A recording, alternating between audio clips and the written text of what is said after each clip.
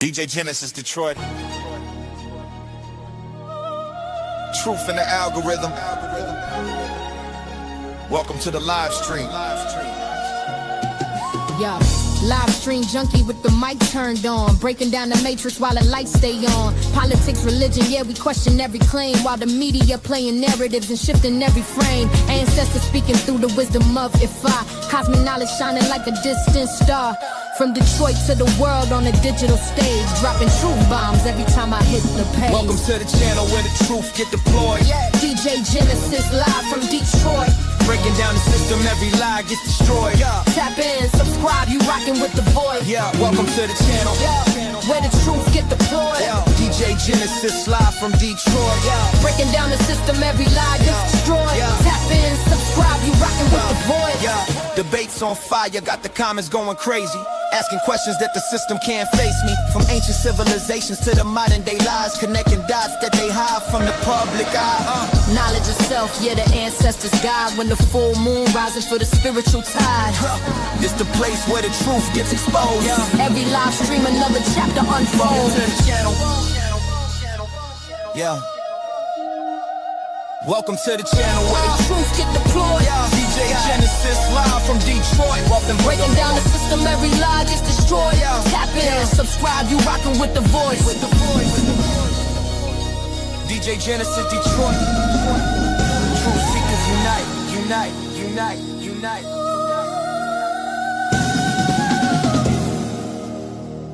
Stay away, stay away, stay away. Stay questioning.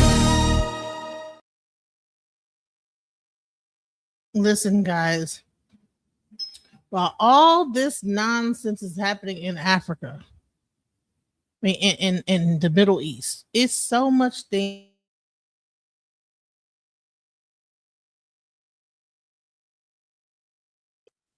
I'm not even gonna just talk too much. I'm gonna just play it. Let's go. I would interview Gaddafi. Do you ever hear Russell Crowe talk about Gaddafi? We talked about why they wanted to get rid of Gaddafi. Like, well, they talked about how evil Gaddafi was and how he subjugated his people. Here it is. So we are taught, for example, to regard Gaddafi in a certain way. Okay.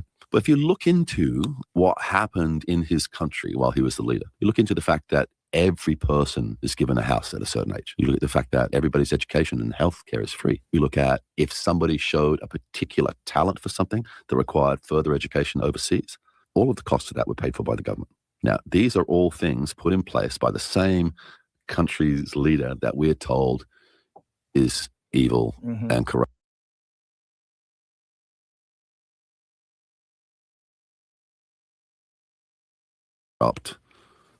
Yeah. So it doesn't quite balance. There are moments in the relationship between the West and Africa we can now look back on and call destabilization. Patrice Lumumba, Kwame Nkrumah, and Gaddafi, all sitting safely in the past, where figures like Joe Rogan and Russell Crowe can finally say publicly, hey, maybe that was suspicious. Maybe that was wrong. Maybe the West got it wrong. Maybe there was meddling. But by the time we get there and people say these things out loud, Gaddafi is already dead. Libya is already destroyed. Open slave markets are still shipping Africans into the Middle East. See, the world did not care then, and it doesn't really matter now after the deed is done. And there's a problem with all of this because the same playbook is running again right now. So rather than catching it after it's too late, I want to make a video to try and catch it before, to point out where it's happening before the worst happens. In this video, we're going to explore some troubling, new emerging information that is surrounding Ibrahim Traore. This is not the same. Now, listen, the views that are said in this video is not my own views. I'm just playing this. This is for conversation purposes only. If anybody wants to come up, let me just do my StreamYard click. Listen.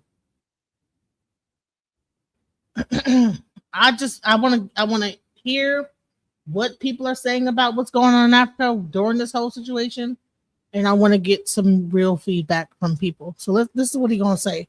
Let's go about Ibrahim Traore. Let's go. Old story of how there's been assassination attempts and how there's a threat on his life. I'm going to point out brand new actions put forward by the West that, in my opinion, and I'll leave it up to you viewers to decide, shows the pre-Gaddafi situation happening all over again. So by now, particularly anyone that watches this channel knows who Ibrahim Traore is. He's 37 years old and he took power of Burkina Faso in September 2022. He kicked out 5,000 French soldiers. He exited Wow, he's only 37. That's crazy. ECOWAS and built the Alliance of Sahel State, which includes Mali and Niger and Burkina Faso. In 2024 and 2025, stories about Ibrahim Traore were everywhere in this space of YouTube. There was protests in Ouagadougou, Accra, London, viral concern after multiple coup attempts on his life. In 2026, the noise has died down. There's a real fatigue around the story, even though his struggle still continues and he's very much active. This drop in global attention is exactly where the narrative assault gets reloaded, because an unwatched or reduced attention leader is easier to remove. So 5 days ago, as of recording this video, Human Rights Watch published a report called None Can Run Away, which accused Traore's military of war crimes and ethnic cleansing of the Fulani civilians in his country. The numbers they've published are 1,837 civilians killed between January 23 and August 25, more than 1,200 attributed to government forces, 2 million people displaced, and 57 verified incidents, 450 interviews across 5 countries. Human Rights Watch, also known as HRW, named Traore himself as a supreme commander alongside 6 senior officers, saying they may be liable for grave abuses and should be investigated. The very next day, April 3rd, 4 days as of recording this video, Al Jazeera ran a headline, Traore says, "Forget democracy," quoting him calling democracy slavery. That is 2 coordinated narratives hit within 48 hours. One paints him as a war criminal, the other paints him as an anti-democratic strongman. I just want to take a quick moment to thank everybody that has subscribed to my Substack. You know what's so crazy is that people will say anti-democratic, but then in the United States, they are anti-democratic. So they're going to say he's anti-democratic, but then in America, you have Trump saying the Democrats are the reason why everything's going on. The Democrats are why. The Democrats. So what is really going on? Anti-democratic. What is this? Like what? I really appreciate the support. If you're out there and you want to support this message of African sovereignty, then I highly recommend that you head over there as well. On a platform like YouTube, a message like this can be shadow banned. I could even be deplatformed. It's happened to others in this space already. But if you subscribe to my newsletter, it means that you and I can have a direct dialogue via email without. Please support his channel. Please support his channel. I think he has, hold on. Let me see what let me just do this for 1 second. Called the Subi Shop. Okay. Please support the Subi Shop. Okay. This is where we're getting this information from. Let's go. Any intermediary that may want to censor this message. There is a paid tier if you want to support financially. That's about the cost of a coffee each month. But if you don't want to do that, there's a free tier. And so even if it's just for the purposes of keeping this message alive, you can go and subscribe totally for free. The link is in the description right now. And I look forward to connecting with you via email directly real soon. This is the exact same pattern we saw with Gaddafi in the months before NATO bombs fell on Tripoli in 2011. Early 2011, Western media reported mass civilian killings in Benghazi. UN resolution said 1,973 people passed. Then NATO started bombing at the beginning of March 19th, and Gaddafi was dead by October 20th.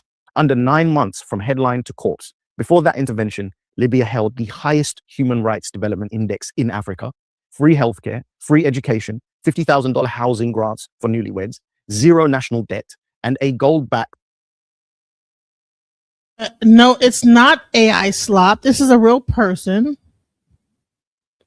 Okay, that is doing this information. It's not AI. It's Pan-African Currency Development Program, which is probably the real reason why Gaddafi was taken out. Now, after Gaddafi was taken out, we're talking about a failed state, 2 competing governments that are just committing all kinds of crimes. There's open slave auctions documented on many places, including CNN. There are oil fields which are now under Western contracts, hundreds of thousands of migrants trapped. And here is the overlooked part. The West did not do that alone.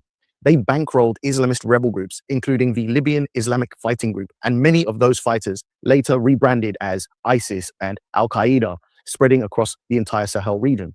The Al-Qaeda-linked Jainim and the Islamic State in the Greater Sahara, the same groups now killing civilians in Burkina Faso and giving the HRW its talking points, are direct descendants of the fighters the UK, France, and the United States armed almost 15 years ago. Now, you do not have to believe that Western governments are directly funding these groups today if you don't want. But what is documented and acknowledged is that the West has used extremist military groups and proxies when it suits them. And then we can look at what's happening in Iran right now. The same dishonesty, the same propaganda, the same disregard for basic facts to justify military action. While the proxies do their work inside Burkina Faso, the West is building a military ring around Traore using African allies. The US deployed 100 soldiers, for example, to Nigeria in February. Ghana signed a new security partnership with the EU. The Ivory Coast still hosts French forces expelled from the Sahel. Drone bases are spreading across the region. This is the exact same encirclement model that the US used in Iran with the other Gulf states, Bahrain, UAE, Saudi Arabia, and Qatar, surrounding a target with allied launch pads before the strike actually happens. Here is the bigger strategic picture. Traoré is not alone. We have Mali, Niger, and Burkina Faso all linked together in the Alliance of Sahel states, all kicked out the French. All of them left ECOWAS and formed their own group. Niger holds 5% of the world's uranium reserves and did supply 20% of the EU's uranium for years. Mali has lithium. Burkina Faso has gold. With Iran's war squeezing global fuel energy supplies right now, Europe needs that uranium more than ever. And the AES has been renegotiating every contract France took for granted. Destroying Traoré cuts the head of Africa's leading sovereignty movement. The only serious attempt in our generation to recalibrate the relationship with Western neocolonial setup that has stifled African development for 60 years, 100 years or more. Take him down and the AES wobbles. Mali and Niger lose their strongest ally. The whole project unravels. And this is the prize. Burkina Faso produced 96.6 tons of gold in Africa in 2023 alone. Lamb Gold, Endeavour Mining, and Orezone Gold all hold the concessions Traoré has been renegotiating since 2023. So there's basically lots of mineral wealth up for grabs if you can control that region. The likelihood is, in a place like Iran, for example, there are things that are bad that are happening, people being killed and all of those things happen. Maybe the same can be said for Burkina Faso. But the truth is that they don't care about that. They just use that as a narrative to get to the resources, which is their real goal. I don't think that's even in dispute anymore. And if anyone's thinking this is AI, this is a real person talking, and he's talking about what's going on in Africa, please do not think this is AI. You can see the cuts. You can see that he might have made a mistake. This is not AI. Everybody understands that playbook. North Korea can do all of the crimes it wants. Nobody seems to want to invade them. Maybe it's because they have nuclear capabilities. A place in the global south that has been under the thumb of the West for years becomes low-hanging fruit and an easy target for the West to say whatever they want and take whatever they want in whatever means they want. And it seems that the world will pretty much do nothing about that. Libya is the case example here. So every African should be on high alert right now, particularly when these news articles that I pointed out have come out. This kind of propaganda against Traoré being so terrible. Retrospective regret never brought Lumumba back. It never brought Nkrumah back.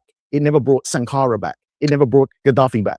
The question is whether Africans will recognize the pattern and take time to break it, and whether the Alliance of Sahel states can hold the line before the bombs start falling. I don't personally want to watch another video of Joe Rogan where someone says, hey, you know, they took out this guy, and Joe Rogan is there saying, hey, yeah, well, maybe he wasn't as bad as we thought. Maybe it was a mistake. You know, I would interview him. Let's have him be interviewed now. Let's have the protection be given now. Let's have the outcry and the attention be on him now before it's too late about the way that the West has encircled Burkina Faso for their own personal gain. I recommend you watch the video that you're seeing on the screen right now. I'll catch you over there next. Peace. Yeah, please go ahead and check out more information from this channel. Like I said, it was called, let me go back. It's called the Subi Shop. Please support his channel. So let's go into the next video where I want to go into Trump's final message to Africa. We don't even realize that Trump is, while he's doing everything in Iran, he's also attacking, threatening Africa. So let's go into what's actually happening. Let's go.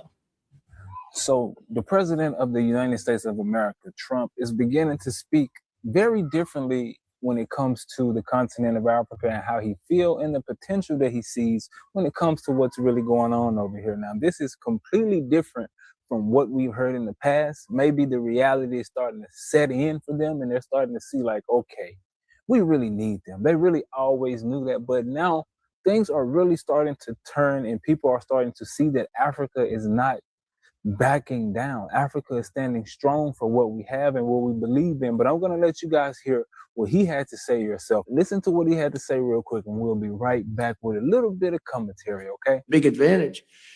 But Africa has tremendous value in its land. And if they can unify and get together, I think it's got tremendous potential. I have a lot of very smart friends that they're putting everything into Africa. Now, did you guys hear that? That's completely different from what he said in 2018 when he said S whole continent or S whole country. Things are changing. They're starting to see that, okay, yeah, let's see if we can do things the right way now. He said Africa. So meanwhile, Trump is saying he has a lot of friends investing in Africa. But then you have the FBA movement that is going against Africa.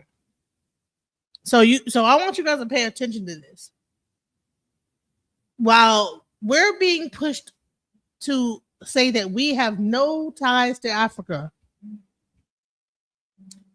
investors are going into Africa and investing in it. I want y'all to pay attention to this really quick.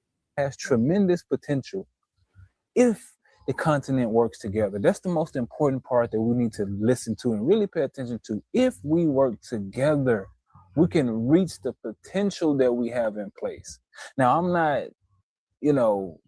just, oh, Donald Trump said it, so it must be true. No, I've been advocating for this since 2020, before Trump even got back into office. So I strongly believe that this is what really needs to take place. But now more and more leaders, or whatever you want to call them, are starting to speak the truth about what really needs to be done.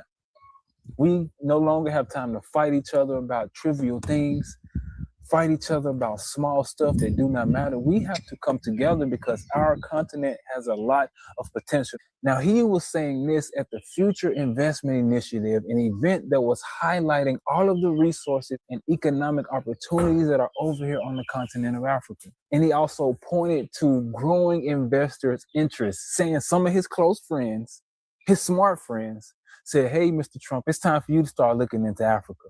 And so while some of Trump's close friends and smart investors are saying, hey, it's time for you to look into Africa. Meanwhile, what are we doing? We're looking away from Africa. We're trying to find a way to separate, right? With this whole movement of people. And so while we're looking toward America, they're looking at Africa. What do you think that's about? You can't tell me that there's not a reason for that, but let's go. A lot of people are putting their money into Africa. A lot of millionaires and billionaires are finding ways for them to strategically invest into the continent of Africa. And I'm seeing it myself within the real estate sector. We've had a lot of inquiries about beach plot properties, about properties that need to be refurbished, and so much more. So there are more and more people that is looking over here to the continent to say, let me put my money over there. Let me really take a chance. Let me really see what's possible and the potential of what's going on the ground. But before I go any further, listen, if you're someone who's thinking of coming to the continent of Africa, I've created a free exclusive mini guide that gives you the most important information that you need to know before visiting or moving over here. So if you're someone who wants detailed information to get help to come over here, click the link down in the description box and you will get it sent directly to your inbox, okay? But let me get back to the point. Let's talk about some of the statistics that are out right now in regards to the foreign direct investment that came into the continent of Africa. Now, in 2024, FDI, which is foreign direct investment, hit a record high with Eastern and Southern Africa leading at $65 billion United States dollars.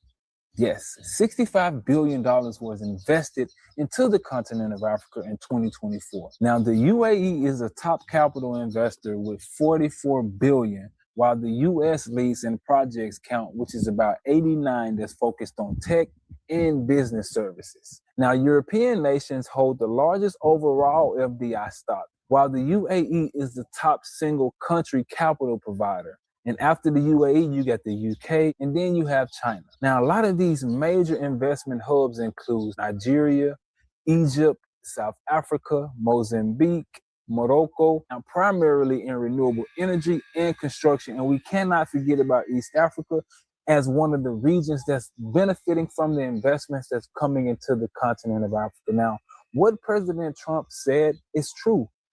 We have so much potential over here, but it's up to us to really come together and build with one another. That's the only way that it's going to work. I normally don't champion what Trump has to say. I haven't agreed with many of the things that he said about the continent of Africa. But in this moment, he was actually speaking the truth. But it's really up to us to settle our differences, to really lock arms and not allow the things of the past to stop us from moving forward strategically. We're positioning ourselves during these times. There's so much talking that's going on, but there's also a lot of building too. And there's a lot of, people that are afraid of locking arms with each other because of how we've been taught, how we've been trained to work with one another, and the way that we have dealt with each other in the past. And that's definitely understandable. But we have to change it somehow. We can't continue to be afraid and not take these chances because we see there are other nations taking chances. Other people are investing here. Other countries are saying, let's take a chance. So why aren't we taking a chance? Why aren't more of us saying, okay, let me take this leap of faith? I've seen a lot of us do it in my 6 years. There are a lot of us from the diaspora that are opening up businesses. And I know a lot of us don't have as much access to capital. And I know a lot of all of those different things.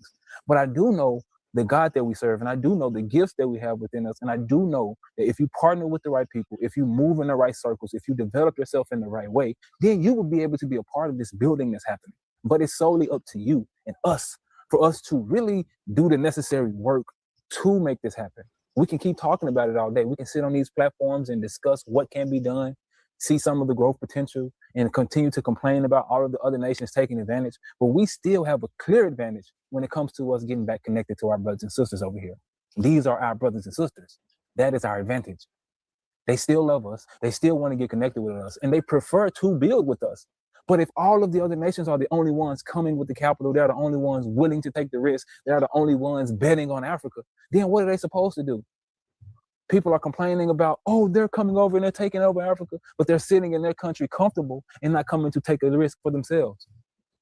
So we can't complain about what we see other people doing if we aren't taking the risk ourselves. Now, speaking of taking risk, my wife and I, we're hosting a boot camp coming up on May the 3rd that's preparing people who are serious about coming over to the continent. So if you're someone who wants to figure out what you need to do to come over here successfully, make sure you join us for our 6-week boot camp. We will be meeting virtually once a week and also in a WhatsApp accountability group to build around like-minded individuals to create a community so that we can come over here successfully, okay? So if you're serious about coming over here and you want to build the necessary foundation, make sure you join us so that we can help you out, okay? We will see all of the serious people there. Now, the rhetoric has shifted drastically within the past 6 months in regards to how Trump feels about Africa, in regards to what the world think about Africa. The world knows the truth.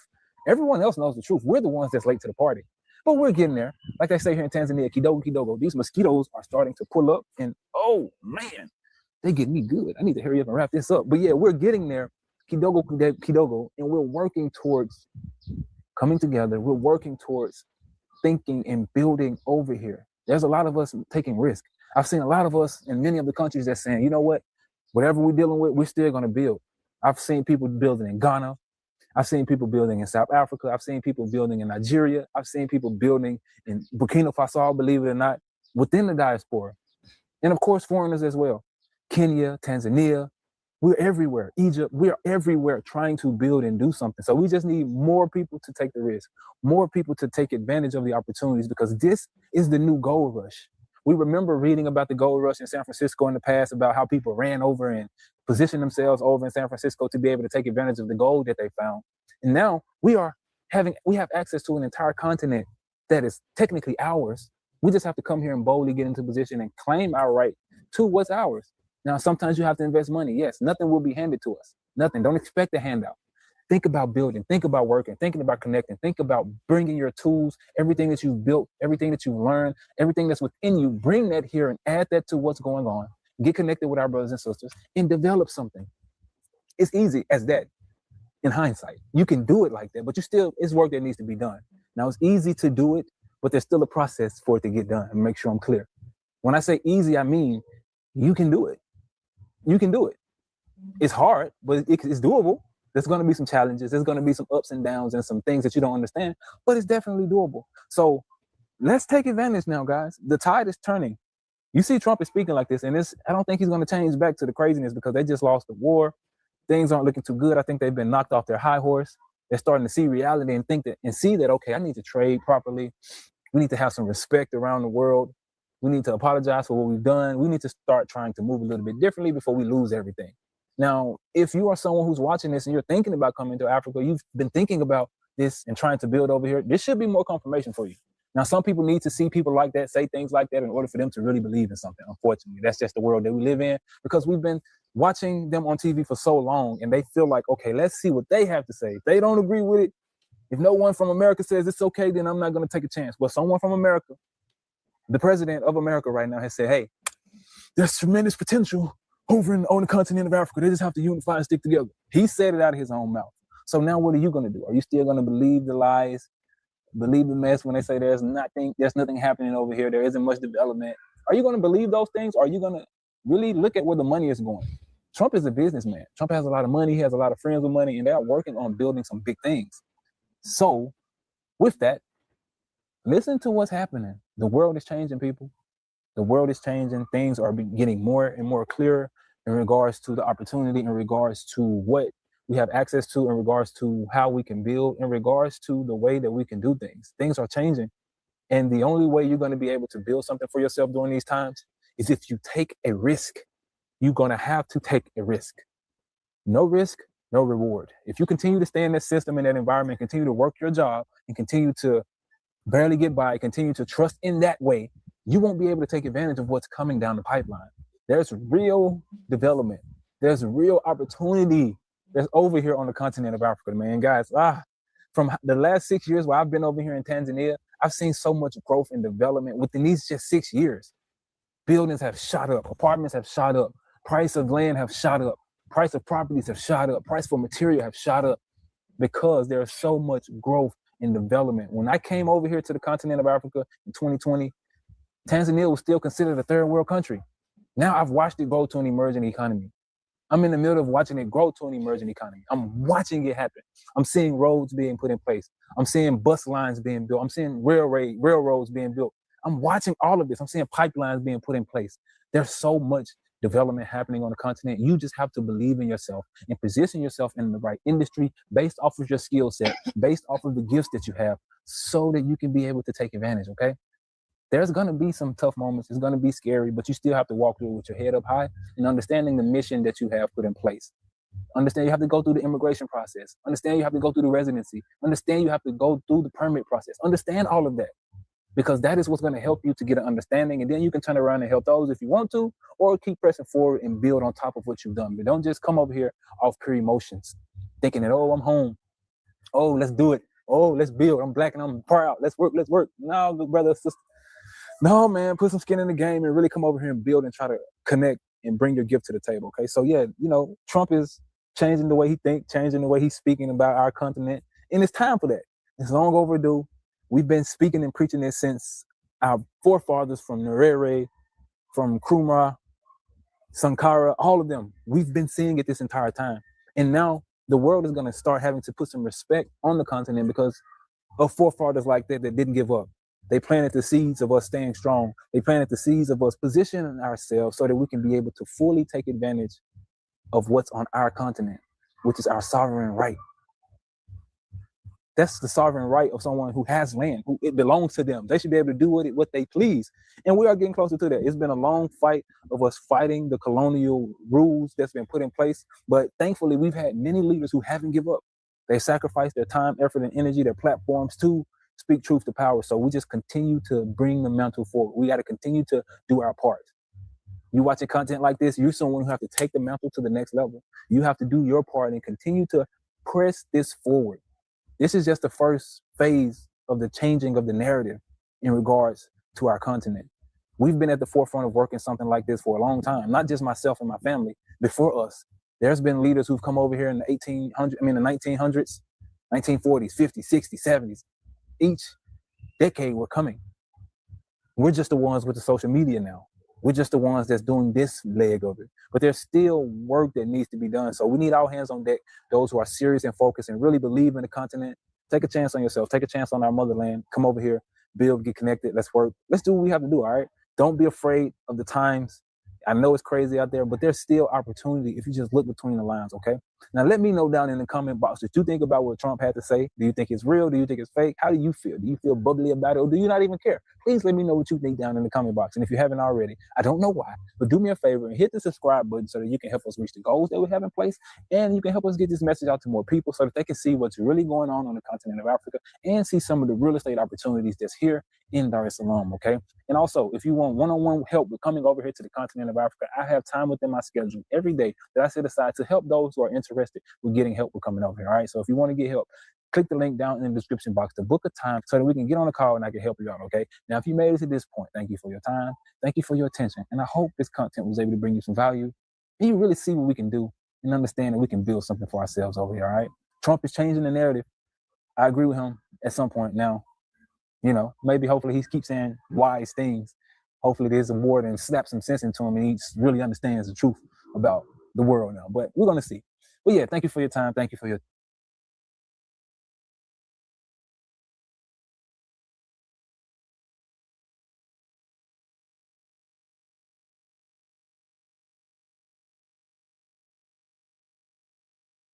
So that is T3andMe. If you guys are interested, please reach out to them. These are also my friends. Listen, when it comes down to it, you know, there's people that have negative things to say about them, but we're not going to go into that. You know, you have other like people, I'm not going to say their names, that like to demonize them, but at the end of the day, they have like the best interest at heart. So they've been there for a long period of time. They know how to repatriate. So if you want to repatriate to Africa, contact them and get the information. Shouts out to T3andme. So let's go to the next thing. And this is Dynast Amir. And he has several trips to Africa throughout the year where you can go all throughout. So he has one trip coming up. He has one in Nigeria, one coming up in Senegal. So he is constantly like doing trips to Africa. If you are unsure about what you want to do as far as like moving there permanently, this is a good step to be able to go over there and see what it's like. So please support him as well. So let's go. So in this thing, he is talking about Nigeria. Right? So why is Nigeria? This is a search for Uhuru. Okay. Please support his channel. Search for Uhuru. But he's going to talk about Nigeria being a superpower. Let's go. Foods in Senegal, observing or partaking in various aspects of the Isheshi traditional system Ifa, native to Yoruba land, Nigeria. With Danfo, you will rediscover a fulfilling sense of kinship to the true heart of the motherland, her communities. Our core values focus on integrity, quality, safety, and sustainability. We are uniquely committed to assisting with the advancement of African infrastructure and promoting African businesses, so both travelers and the communities they visit receive beneficial exchanges. At Danfo, we understand the importance of connectivity, and we have created a model which provides bespoke experiences based on your passions or hobbies. With us, expect a long-lasting spiritual bond between you and your destinations. Live, love, Danfo, Africa. To learn more, visit danfo.africa. History isn't just what happened, it's who we are. And now you can explore Africa's incredible past like never before. Introducing the new and engaging course catalog from aelearning.net, a world-class provider of interactive e-learning focused on Africa's rich and diverse history.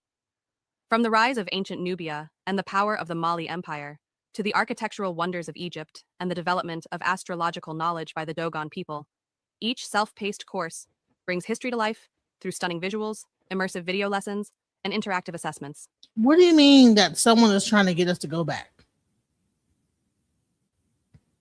Who gives a fuck? If Africa has opportunities where we don't have none here, are you saying that we should stay here and try to force this government to continue to give opportunities when they don't want to do it? I mean, I don't know. Africa has it's a continent. It has different like places you can go there and, you know, find yourself. I would say this is that it's not about whether or not the African people want you there or not. It's about you going there for yourself, not for anything else. That's what I would do. I wouldn't go there because someone else wanted me to go there. Let's go. Designed for students, educators, and lifelong learners around the world, AE Learning's courses make discovering Africa's story easier, deeper, and more engaging than ever. With AE Learning, education meets flexibility.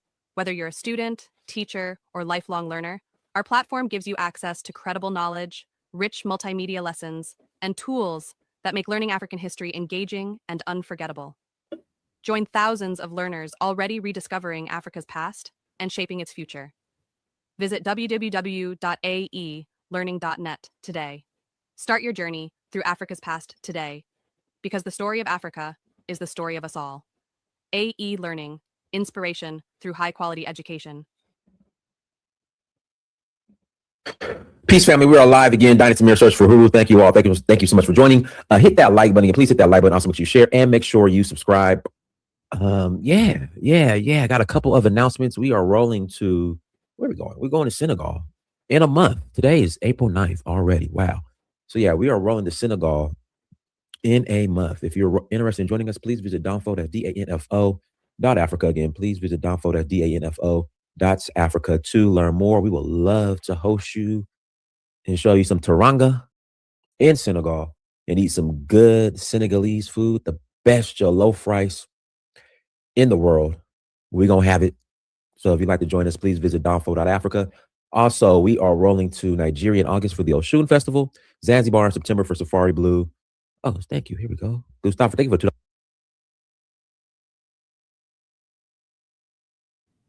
They speak English in Africa, sir. I'm not saying to go to certain places in Africa where they can't speak, but you could like look up and see where do they speak English more prominently at and go to that country. Let's not pretend like Africa is it's a continent. It has different areas, that were colonized by different, Europe, France, etc. There's no reason to be afraid that if you speak English that they can't. Most Africans are polyglots unless you go into the certain areas where it's more tribal. Let's go. Hala. Ghana is the most important country in Africa. In the words of oh man, I forgot his name. College football commentator. He says, "Not so fast, my friend." No, the most important country is Nigeria. Even with all the issues going on in Nigeria, if Nigeria fails, all Africa fails. If Africa fails, the black race is finished. Hard stop. I don't care if you consider yourself FBA, ADOS, Solan. No. The best jollof rice is in Senegal. You go Senegal, then you have Liberia, Sierra Leone, Liberia. It can go either way. Then you got like Cameroon, some other countries. Like Ghana and Nigeria are kind of at the bottom when it comes to jollof rice. So yeah. Thank you for the $2 super chat. I appreciate you. Let's go. Let's play a little bit. I am blessed to make money, money making money, money making money, money making money, money making money, manifest making money, money making money, money making money, money making money.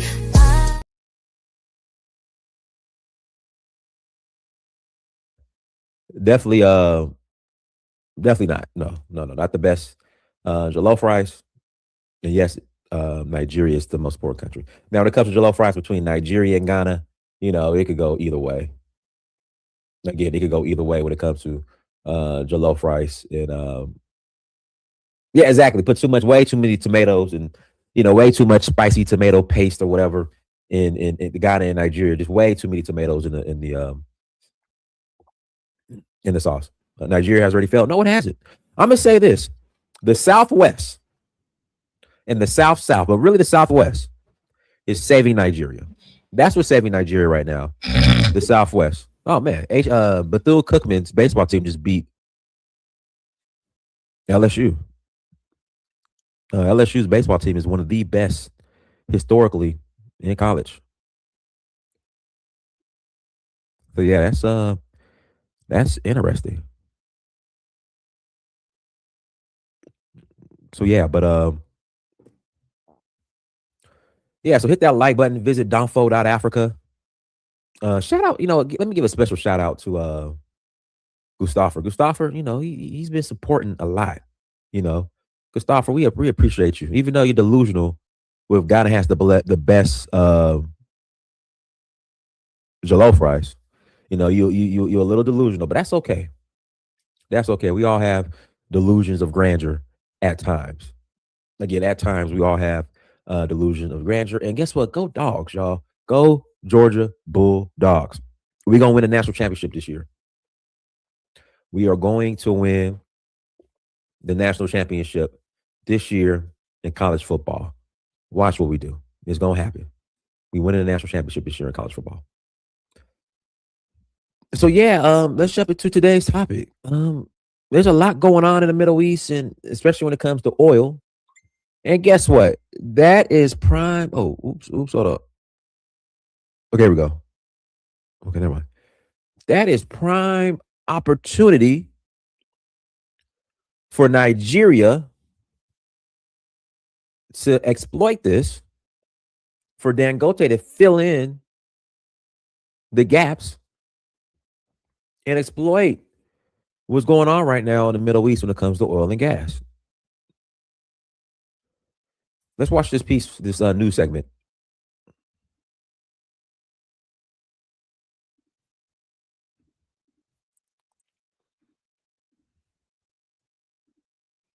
When I used to think about taxes, I would just cringe. Fair use. I used to use Nigeria's Dangote Petroleum Refinery has stepped up exports across Africa amid supply disruptions due to Iran war.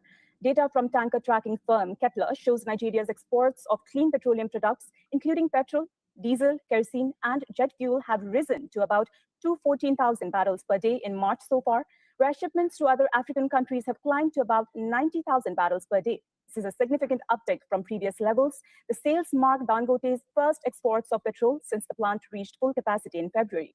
Shipments have been delivered to countries like Ivory Coast, Cameroon, Tanzania, Ghana, and Togo.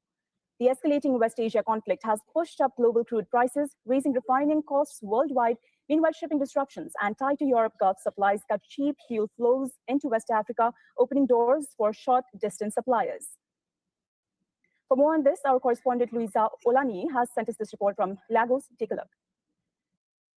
For decades, West Africa relied on expensive imported fuel from overseas, but as conflict in the Middle East disrupts global supply lines, Nigeria's Dangote refinery is stepping in to fill the gap, pumping over 200,000 barrels of fuel a day to keep African markets moving.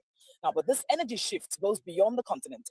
President Zelensky recently confirmed talks are underway for African nations like Mozambique to supply gas directly to Ukraine. Now, from local pumps to the front lines of Europe, Africa is no longer just a consumer. It is rapidly becoming the indispensable backbone of global energy security and saving the region from logistical delays. From Lagos, Nigeria, Louisa Olani, we on all this one. Hey, somebody need to turn their. Go ahead, Em. Yeah. That's how you gonna play? No, go ahead. I was gonna be I ain't gonna say negative and a downer. You see what I'm saying? But I was anticipating more video or more of a monologue. But I would say what I'm gonna say. I think we need to really analyze and do an analysis or an audit as far as what type of value that we actually get from Nigeria or any type of African country. I mean, they're gonna make money off oil, gas, natural resources. They're gonna keep coming to America, building not building, but taking advantage of our schools and our resources. But what exactly do we get out of it?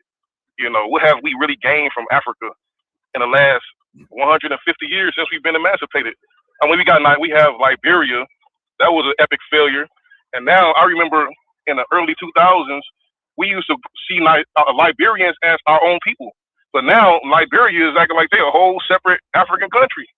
But I'm just saying, I don't think we should concern ourselves with African politics or African people as much, because it's like a one-way street, and we really, as a people in America, we really don't benefit from people from other countries.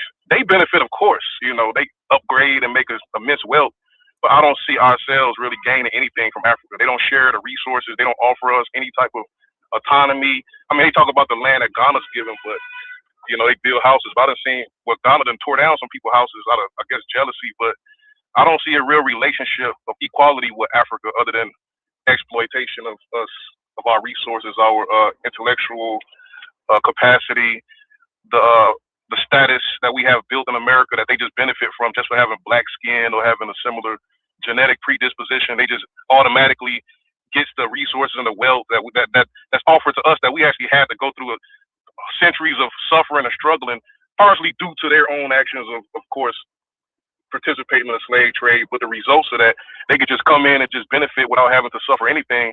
And now we see they're talking to African Union, talking about reparations somehow benefiting off of our struggle again. And they also, like we this guy that's named CD. I heard he's an accountant. I think he should use his expertise to do an audit and let the people know exactly what did we as Americans benefit from Africans, and that's about it. All right, go ahead, say James. Hi, Dennis. Thanks for having me. Shout out to the panelists. Man, listen.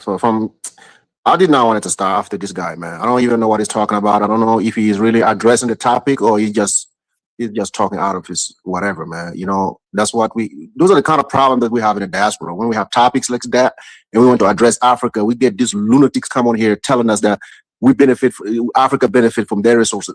What kind of resources are you talking about, sir? Are you serious that you don't benefit? Are you serious that you don't benefit from Africa's resources? Can you let me finish? Are you serious? Oh God, let me finish, man. Tell me, how do we benefit? Okay, I'm not going to respond to you. If you don't, that's fine. You are benefiting from me being here with you talking about Africa. So, Donis, I know this is a great topic when we discuss Nigeria, right? I'm not going to spend much of my time here discussing that, but I do believe the leaders right now, the leadership role should go to Ghana right now. You know, Nigeria has shown us years in and years out that they don't care about taking the leadership role in Africa, in West Africa, beginning in West Africa. They don't want it. Maybe the diaspora is inclined to believe because of the country size, Nigeria is going to pull this off. Over the last 30 years, you can see what Nigeria has been doing. Nothing. 30 years. You can ask every West African, about that, or about the leadership role. Nigeria is not there to be found. So for me, I feel like what Ghana has done a couple of weeks ago, and with the new leadership they have in Ghana, I believe if we push that a little bit, we can get somewhere with Ghana, to bringing us together. The fact that they're united with the AES and they're trying to expand all the way to East Africa, I see a great movement, being started by Ghana. So for me, I give the leadership to Ghana right now because I can't even bring Nigeria. Tinubu is not even talking to his neighbor. How can he be a leader? How can he be a leader if you're even trying to bring West Africa? Let's begin with West Africa. How can he be a leader if he can't even bring West Africa together? So let's not be delusional. Because of the country size, we can't give the leadership to them. And also, I like the personal accomplishment of Nigerians. I respect that. I'm not talking about that. As a country, as a unit, no, I don't see them accomplishing those goals. No, I don't. And for the time being, I yield my mic, man. All right, go ahead, Africa. Yeah, greetings to everyone. And the chats on the panel. So Nigeria. Big country, big population, big problem. That's how I describe it. The importance of Nigeria, I think if you look at the positive side of Nigeria, they do have some wealthy individuals, compared to the other region, other people. If you look at the, like Dangote, Bua, like some of the popular northerners who also happen to be from the poorest region in the country due to war. And yes, they do have those people who are also very important, like someone like Dangote, a refinery, thank God to also a previous Northern president who have the gut to stand up to the world and say, look, I'm going to build this refinery, you like it or not. And it's going to be privatized, partly majority private, slightly, maybe it's about 20% government. And it's going to be here in Nigeria. And it's enough is enough, taking the oil, refining it, selling it back to us. That's what exactly Buhari did. And he worked with Dangote and managed to achieve that. And leadership, bad, so where St. James is coming from, I agree. The leadership is not there. Nigeria used to have strong leaders back in the day, like someone like Abacha, and also the guy that created the ECOWAS, during the days, early days of ECOWAS, not the ECOWAS that we talk about today. They're just gone. they stood up to a lot of the struggle that we went through in Sierra Leone, Liberia. I'll give them that, and they also try, to form, borderless, trading routes. Well, that's quite questionable. You only got to try and carry goods from Sierra Leone to Guinea, and you see how many customs you have to go through. Even though we have so-called have ECOWAS, and the paper doesn't exist, but it was a step-by-step thing. And honestly, okay, yes, you did say the southwest of Nigeria, is the only place that's functional, but it's not. That might be some truth in it, but it's not because of the people of the southwest. It's because the southwest, where Lagos is, that used to be the capital city of Nigeria, and that's a lot of people investment there, including the northerners, the southerners, the southeasterners. So it's like a business hub. Like when you talk about business hub in Nigeria, you're looking at Lagos and Kano. And in fact, Kano, one state in the north, produced most of the rich Nigerian people, not those in the southwest. And the biggest employers in Nigeria, individual employers, are part of the government, are the northerners. Like someone like Boa and Dangote. So it's quite a mixed bag. Ghana is leading in some type of way. I agree with that, and I would say Ivory Coast also and Senegal, all these little countries in the far west, they're doing well. To me, what I think, us in the region, we need to cut ourselves away from Nigeria for a little bit. Let them sort their problem out. When they come back, full force, then they can join us. But until then, and I think, start from the Nigeria Republic, walk all the way back to the coast of Senegal and Sierra Leone, Liberia and Ivory Coast.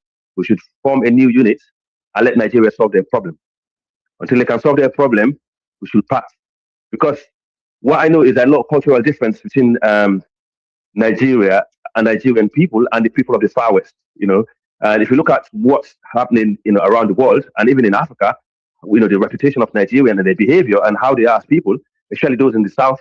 I don't want to go into tribal stuff again. You see how they are welcomed and how other people, see them is totally different to how they see other West Africans. So they are damaging the African reputation. Like for example, was speaking earlier. I can see his sentiment a little bit. That's why I don't take it heartedly, because I can feel where he's coming from in some type of way. But you've got to remember, not all Africans are the same. So do not generalize. We have some people in our culture, in our groups, who doesn't really represent us. After real quick, and Elvis makes a great point. The north is holding Nigeria back, though. I mean, that's just obvious. Yeah. The north since the downfall of Libya, they have held the Nigeria a little bit backwards, and that's not. Ain't no little bit. The north is holding Nigeria back. Yeah, okay, you say that, but the people in the north have continued carrying Nigeria forward, like the people I just mentioned, who are the richest people in the country and who are the biggest employers in the south. Okay, so it's a mixed bag. So I agree. Well, obviously, you cannot carry a country forward when you're in a war zone. That's the problem. The only part in Nigeria that's peaceful at the moment is the southwest. That's why I said I can put my hands up and say, yeah. And the south, that's because the south, that's where the oil is coming from. So it's heavily protected. I pass the mic. Thank you. All right, go ahead, man. Sake. All right, peace and love to the panel. Peace and love. Welcome to a nice conversation. I want to address before I address the situation with Nigeria, I want to address the dude that was in the chat that was talking about Africa, right? I don't know if he understands that a lot of FBAs are in Africa doing business. In fact, recently 19 Keys just did a deal in Tanzania where he's about to import coffee into America pretty soon. So he got that deal. Professor Smalls had a deal in Ghana, which he was supposed to sell his hotel, I think for $800,000, but because of something that happened, whatever, it didn't go through. But he's working on his hotel in Ghana. And there's a sister too, also another FBA sister in America. She moved to South Africa. She sold the house, and she says that the property that she got in Joburg is just phenomenal. It's 2-3 times as big, and on top of that, like she barely pays like any property tax. So he's saying that Africa has nothing to give, but yet all the corporations that's in America are coming to Africa and they're doing business. You got FBAs in Kenya also buying real estate in Kenya. So yes, you can benefit if you go about the right direction. But to sit there and say that Africans are taking advantage, I mean, yeah, you got some good Africans, you got some bad Africans, that take advantage of you if you don't do your proper research and stuff. Because the very cell phone that you're using comes from Congo. That battery comes from Congo. All the minerals that's in Africa, you're benefiting from today. But if America went and they cut off their relationship with Africa, what resources would you have? Hey, look, the technology, hold on. The technology for the cell phone comes from a black man's mind, Jesse Russell. Listen, the battery that you have, the battery that you have on your phone, where does the mineral come from? The planet Earth. It doesn't come from an African mind. Namesake, can you continue with your thought, man? This guy ain't here to learn anything from us, man. So as far as Dangote, the company and the owner. I love what he's doing, and he's right because he's saying that Africa needs to start exporting instead of importing. But the problem is that Nigeria has a leadership issue, and they're very like tribalistic. But the good thing about them is that they're very entrepreneurial. But they just got to do a better job. Like I don't know if you guys remember that the company Dangote, when they was first up and running, I forgot the guy's name. One of the guys from the commissioner. He came and he said that the fuel that they have is bad, it's worse than Europe, right? So they went and they did a test, right? They tested it out. So they tested the fuel from Nigeria, from Dangote. The fuel was up. It was up to standards. It was fine. But when they tested the fuel from Europe, it was toxic. It failed, right? So you got these people who get paid by these companies to purposely sabotage these companies. So that's what Dangote is facing. But until like 30 seconds, I'm gonna pass the mic. Okay, no problem. So until Nigeria, they fix their leadership and they fix that tribalistic issues that they have, it could be a good economy. Because again, Nigeria has a big economy. This is admit. Nigerians are one of the most influential in West Africa as far as like styles and all that stuff. So that's what I wanted to add. All right, go ahead, CD. Hey guys, everybody on the panel. Greetings. Hi. Yeah, hi everybody. So this is a very interesting topic. So if the Strait of Hormuz is still closed, it would definitely disrupt huge amount of global oil trade, since a massive chunk of oil pass through Strait of Hormuz, right? Nigeria could benefit by having more demand for their oil, especially if the global supply is somehow tightened, people not getting enough oil, right? But the question is, it depends on logistics, infrastructure, and global price in fluctuation, right? Nigeria, they have the potential to win. To me, they have the potential to win. But the capacity to produce, store, and export more oil, like the pipeline and refinery and the port facility, I don't see that in Nigeria at all, right? Dangote oil refinery is probably the biggest in Africa, right? But there's some gap. It's one of the biggest. It's one of the biggest in the world, CD, not just Africa. Okay, but there's a bigger gap. There's a gap in sense of infrastructure, logistics, and planning and investment and size of opportunity. So if you look at the traffic situation in Nigeria, the infrastructure is very poor. It's one thing to produce from the oil refinery, and the second thing where to store it and how to transport it, how can it reach to the final user, right? It's the same thing that they have right now at the Strait of Hormuz. There's a production going on, but there's no flow of logistics to move the oil around. So Nigeria is in the same situation. So even though there's an oil crisis going on right now, but when I saw Nigerians stand in line trying to get a gasoline to feed their cars, that's a concern, right? I'm not sure if Dangote thought of that, because first of all the road that they build in Nigeria, there's no service place where these trucks can park and make a free flow of traffic in and out of Lagos, right? The only flexible place that I see so far is probably between Ivory Coast and Abidjan and Lagos. But on the Ivorian side, the road is well paved. But on the Nigeria side, even though they paved the road, but there's no strategic way of designing street where people trust and have a service place to relax and sleep. You want to see people jumping in the jungle to take a shit. So it's a struggle. And for the fact that Nigeria still building their infrastructure like back in the 60s, that's concerning, right?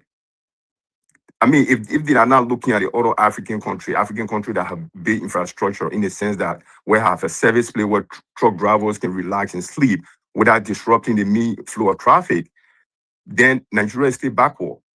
It's not going anywhere. I'm sorry to say this, but Nigerians will come and say, "Oh, you criticize Jaguar," but this is the fact. That's how Joshua lost his life.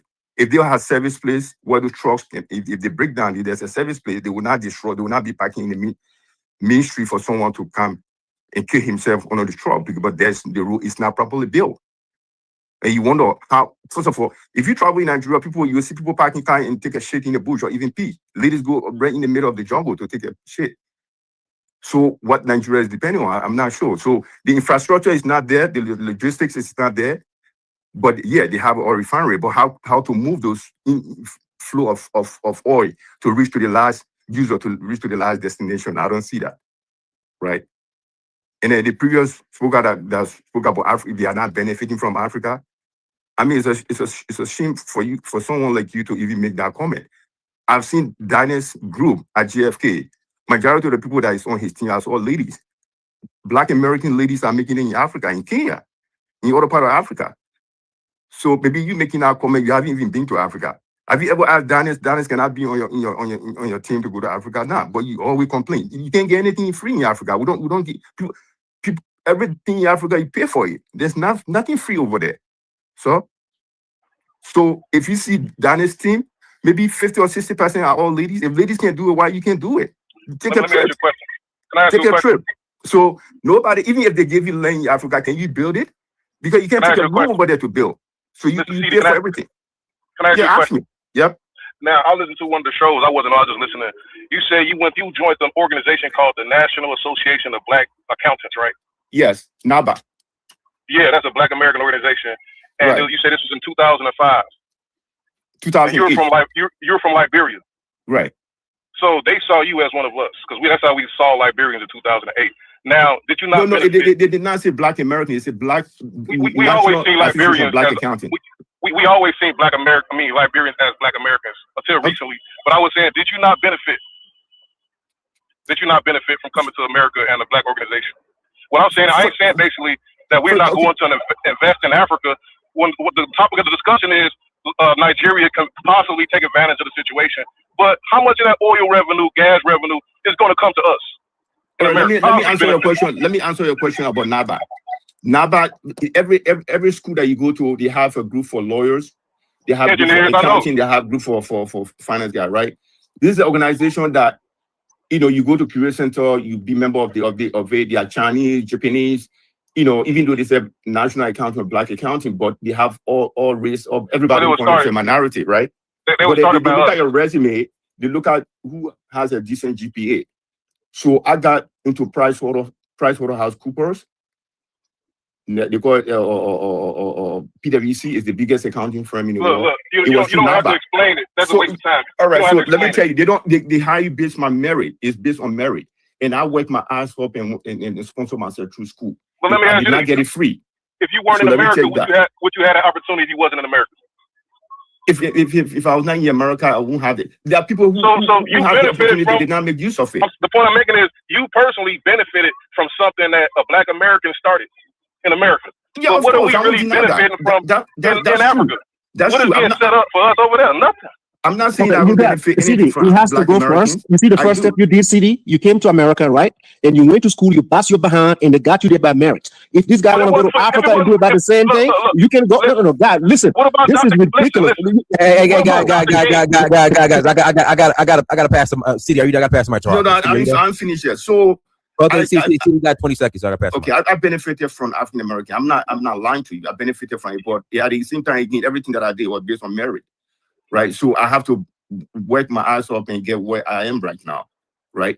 But at the same time, too, African Americans that go to Africa, yeah, they do benefit.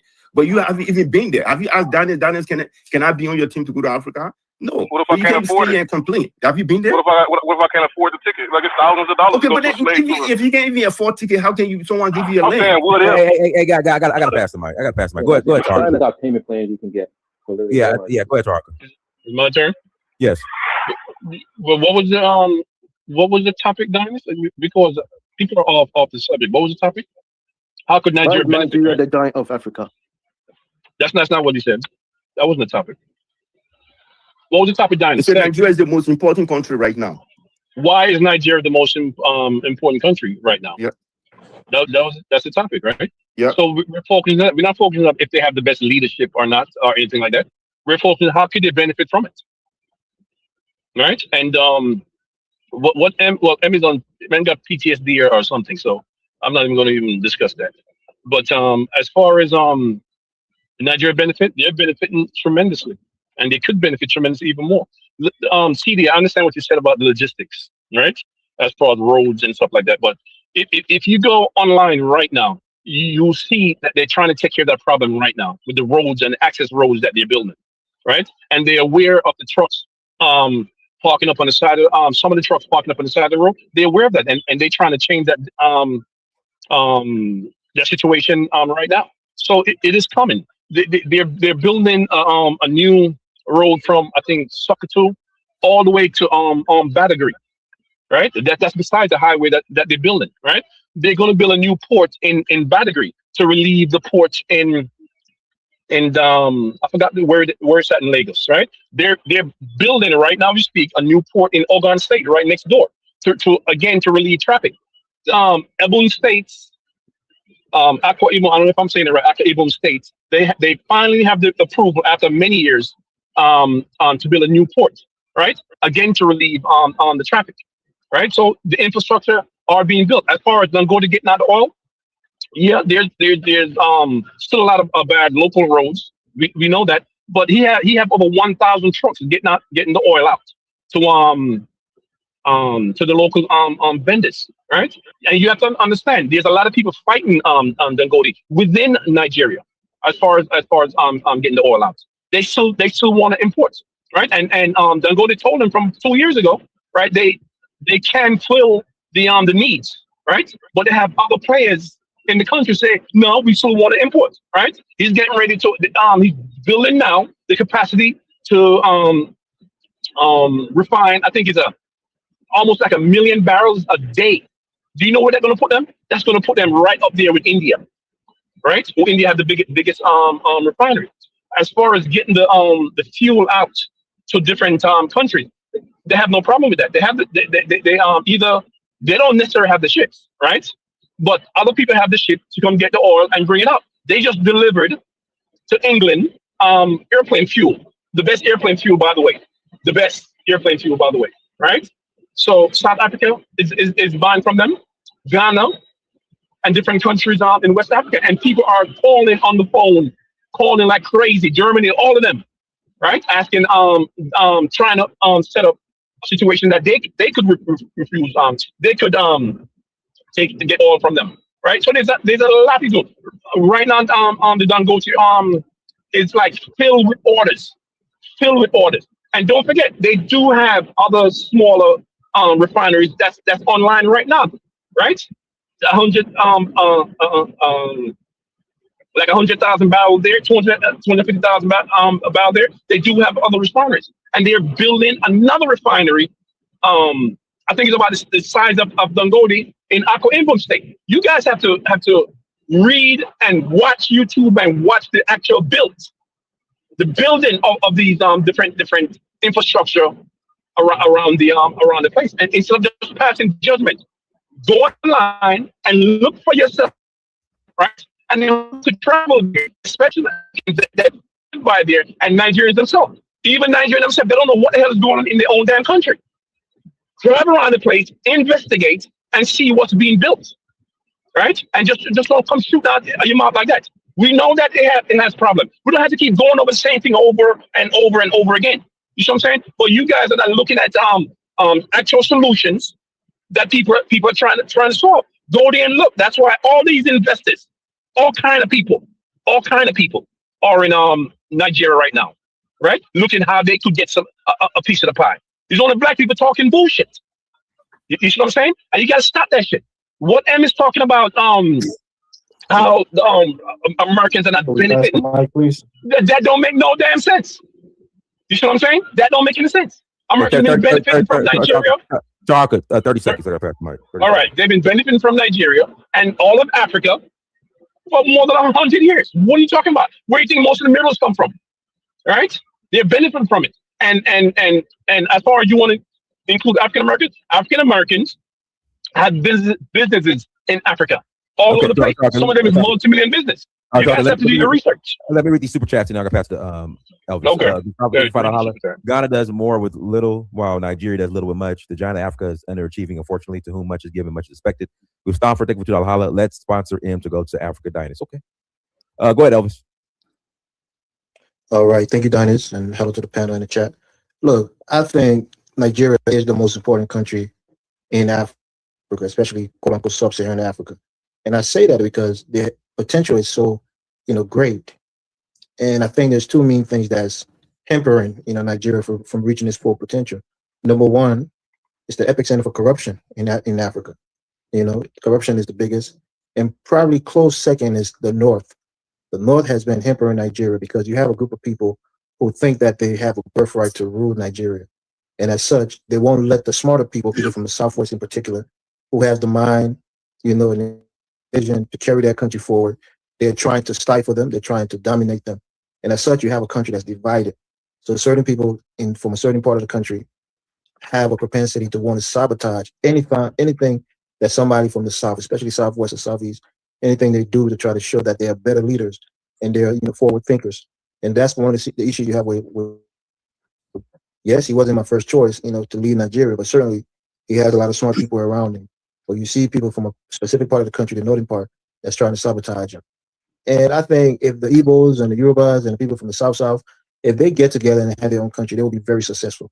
And I think one of the things Nigeria has to do is to do, bureaucratic, meritocracy, where, politicians can get elected based on regional affiliation and tribal affiliation, but people who are doing, government career jobs need to be there by merit.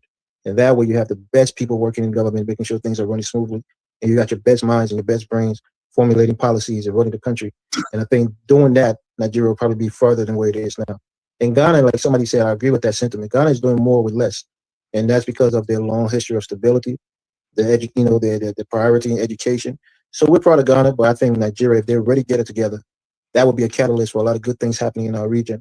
And as such, as Africans, West Africans in particular, we have to be rooting for Nigeria to get it together. And hopefully, if Dangote can get this refinery really up and running and start to service, West Africa, other African countries, the fuel costs will probably be coming down. And a lot of things will be happening on the continent, and more consistency instead of importing from Europe. The cost of import will be cheaper, and it will just be better. But overall, I think Nigeria is fighting against itself. A particular group of people are fighting against other people within his own country, and they're destabilizing the country. When you see a loading president, things are more stable, because the Igbos, especially the Yorubas, they're not trying to sabotage. They're not trying to go there and make sure that this loading president doesn't succeed. But if it's the other way around, guarantee you, you'll have a lot of kidnapping. You'll have a lot of insurgency and security going on in the north, making the country look bad on the global stage and making it seem like the president in charge is not doing a great job. So I think that's the biggest issue in Nigeria. If they can get rid of that northern part of the country, or those Fulanese and Kanuris can come into the fold and really try to uplift the black race by helping their country be a better country, I think Nigeria will probably reach its potential. But thank you for having me, Dennis. I'll pass the mic. No problem. Hold on, talking guys. Hit the like button. Please hit that like button. Well, Don, let me ask you a question before you. You gotta let me finish. You gotta let me finish. Guys, hit the like button and please hit that like button. And again, shout out to Gustavo as well. Where's Maria? Maria ain't in here. All right, go ahead, Tark. You had to ask me a question. Yeah, can I ask you a question? No, well, let me ask you a question. And Al, you can answer the question too. Where does most of the food grown in Nigeria? That's a good question. I would say probably from the north. Yeah. So if you can't eat oil, right? So both entities is needed. All four of them. And that would differ from the north. That would differ from the north. He's from the north. I know. Right? So all four of them. Yeah. Most of the food. I don't know about y'all, but I'd rather have food than oil. Okay. Right. So they need each other. They know if one is better than the other. Most of the food is grown in the north. Period. Yes. Yeah. And also just to remind Elvis, you can ask every Nigerian. You can go back from Nigerian independence since Nigeria was founded to today. Elvis, the best two leaders in Nigerian history are from the north. So what are you spewing about? The only man that came and saved you, Elvis, the only man that came and saved you during the war in Liberia was from the north. The late General Sani Abacha. He sent this guy to save you. Babangida, yep. And Ibrahim Babangida. Yep. Elvis, your people, can you tell me one thing apart of catching people for the white man and tying them so hard and help the white man put them on the boat and transport them to slaves during the transatlantic slavery? Can you tell me one thing that your people have ever done for the good of Africans and the black race? I'll make sure you respond. Please make sure you respond to this. Let me pass the mic. Let me pass the mic to God's Gift. Go ahead, God's Gift. Thank you. Hello, panel. Hello. Yeah. And what I I have to say in regards to the topic is that, I mean, at this moment in time, it's a fantastic time for Africa to, take advantage of the current economical situation around the world. With the disruption in the Middle East, there is obviously vast opportunities that can be taken advantage of, and unfortunately, Africa is not in that position to take advantage of, some of these, opportunities which are coming up. Some of them opportunities being tourism, because a lot of, if you've noticed, a lot of people go to the Middle East, like Dubai and everything else. I mean, if we did have like a, first, world, country in Africa, this is something that they could. South Africa, Botswana, and Namibia. Come on, man. No. They're not there yet. They're not there in terms of. Yes, they are, bro. Like yes, Dubai. they are. South Africa, bro. Oh, hold on. But they're not taking advantage of that. They're not taking advantage of that opportunity, because and there's also airlines as well. They get 10 million visitors a year. 10 million. It's not as much as the Middle East. But that's what I'm saying. What I'm saying is that could be diverted. Now it could be diverted, which I can't see. Do you understand? But what I'm trying to say, there's a lot of opportunities which which Africa can take advantage of in this current situation. So moving on, in terms of Nigeria, what I'm seeing with Nigeria is that, yes, I mean, Dangote is come at the right time. It's just at the right time, build up this refinery just at the right time to, capitalize on. It's by luck, it's by luck. He's been put into that position, but he needs to get things moving. He needs to get things moving and secure certain deals and secure certain things, And I mean, what I'm seeing as well, I mean, the problem I have with Nigeria is there's a tribalistic nature, where obviously you lot have been saying this, where things are all divided. There is when it comes to unity, that's the thing that Nigeria lacks. And I mean, if Nigeria is to progress forward, I think that they need to put religion aside, and they need to get rid of that tribalistic behavior. Once they get rid of them things, then I think you'll start seeing a emerging Nigeria, a superpower, a regional superpower, Nigeria. As it stands at the moment, I don't think Nigeria is doing enough, because if you want to say you're the most important, you're the giant of Africa, like I'll say, for example, things like this, which is happening on a continent, say, for example, the war in Sudan. If you're a regional power, you should be able to project yourself, to go in and stop that. You know what I'm saying? Whenever there's conflict on a continent, you should be able to, project yourself, to bring some stability into your region if you're claiming to be a superpower. See, so I mean, there's a long way to go. There's a long way to go, and I mean, there is some positives in there. It's not all just negatives. There's some positives, which is a great thing. But the other problem I have as well is that what I'm seeing is that the wealth is concentrated in one. Do you understand? In one particular part, the wealth is concentrated with the 1%. And the wealth. I mean, Dangote can't do it all himself. He cannot do everything himself. Do you understand? But the problem is the wealth is concentrated with just him. Do you understand? And that's the problem as well. You have to spread the wealth. And I think from the north, the wealth is spread from the north, like Kano State have the richer people. Are you sure? Yeah. Well, no. It's all good. It's all good. Individuals. There's certain individuals who have the wealth. Right. But I'm saying in terms of, because if you go to obviously northern Nigeria, there's a lot of poverty there, isn't there, as well? Yeah, that's true. Also, I agree. So what I'm trying to say is that wealth shouldn't be in the hands of just one. You understand? Of just one or two individuals. Yeah, that wealth, it has to be a monopoly. Yeah, that wealth should be spread out, which brings about innovation. What do you mean 1 or 2 though? How many millionaires in Nigeria? Do you know? They don't have the most billionaires, not No, millionaires, in Nigeria. billionaires. How many millionaires There's in not Nigeria? the millionaires. No, but there's just I think in terms of billionaires, there's there's one or two in it. Millionaires. Millionaires. That's And I will tell you this: the more patriotic Nigerian from the north. That's why you don't see them running around in other countries scamming. You hardly see the Northerners out. When you see the Northerners out, they probably came for education. So what I'm saying is that wealth needs to be spread out. I don't know how, I agree.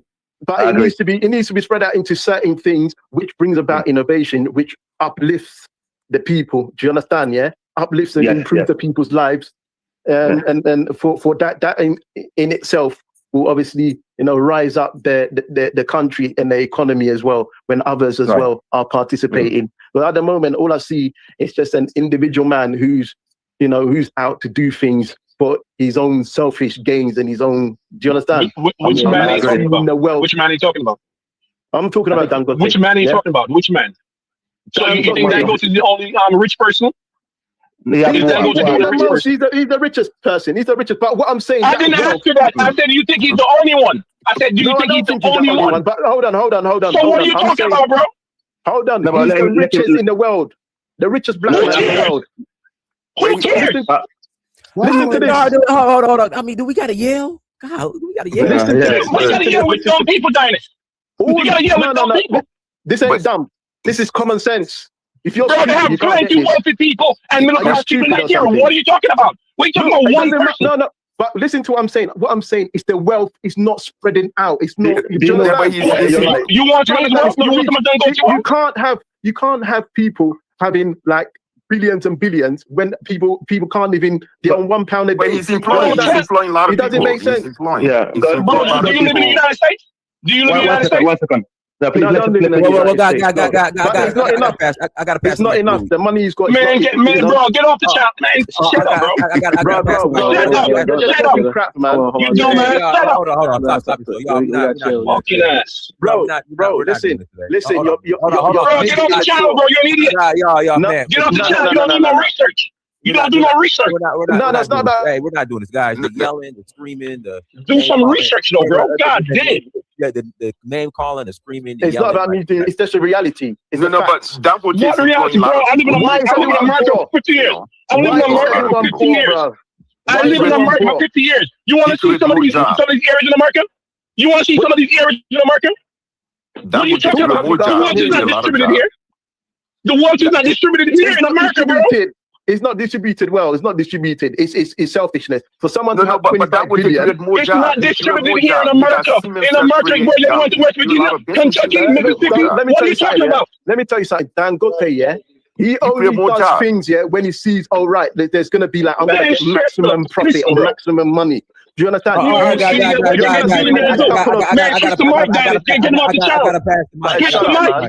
gotta pass the mic. Go ahead, Lewis. Yeah, hello everybody. Listen, Dangote is doing a great job. Okay, it's very important to Africa at the moment. Okay, he's been sabotaged, but he's managed to get over that. Okay, he has good investors. If the rest of the Nigerian business community will behave a little bit like him, Nigeria and West Africa will go far. Okay, he's providing a very important service, the oil refinery. Okay, I know a bit about this because my own cousin was the head of the Goyo Ghana company. Okay, it's very important. We've brought on this year 2 big oil refineries in Ghana, which is important. We're working with the Dangote group. Dangote is doing a fantastic job. To me, he's the president of Nigeria. He's the savior of Nigeria. As far as I'm concerned. All right? You need rich people in the nation to do well, and he's doing well. He's creating jobs. He's refining oil to go everywhere, to Ethiopia, everywhere. If that man gets everything up and running, that's how our problem solved. The Europeans are upset because they can't make money as they used to do. He's exporting, as their voice say, jet fuel to England. When's the last time any of you Africans export anything? That's fine. Leave the man, let the man do his job. I don't have hope for Nigeria, but I got hope when I see him. Long may it continue. And though you guys from little small African countries, stop digging at the big countries, okay? Stop doing that. Think of the positive and look at that. He's doing a good job. You can't knock that man. That's all I got to say for now, Dan. I'll make it quick.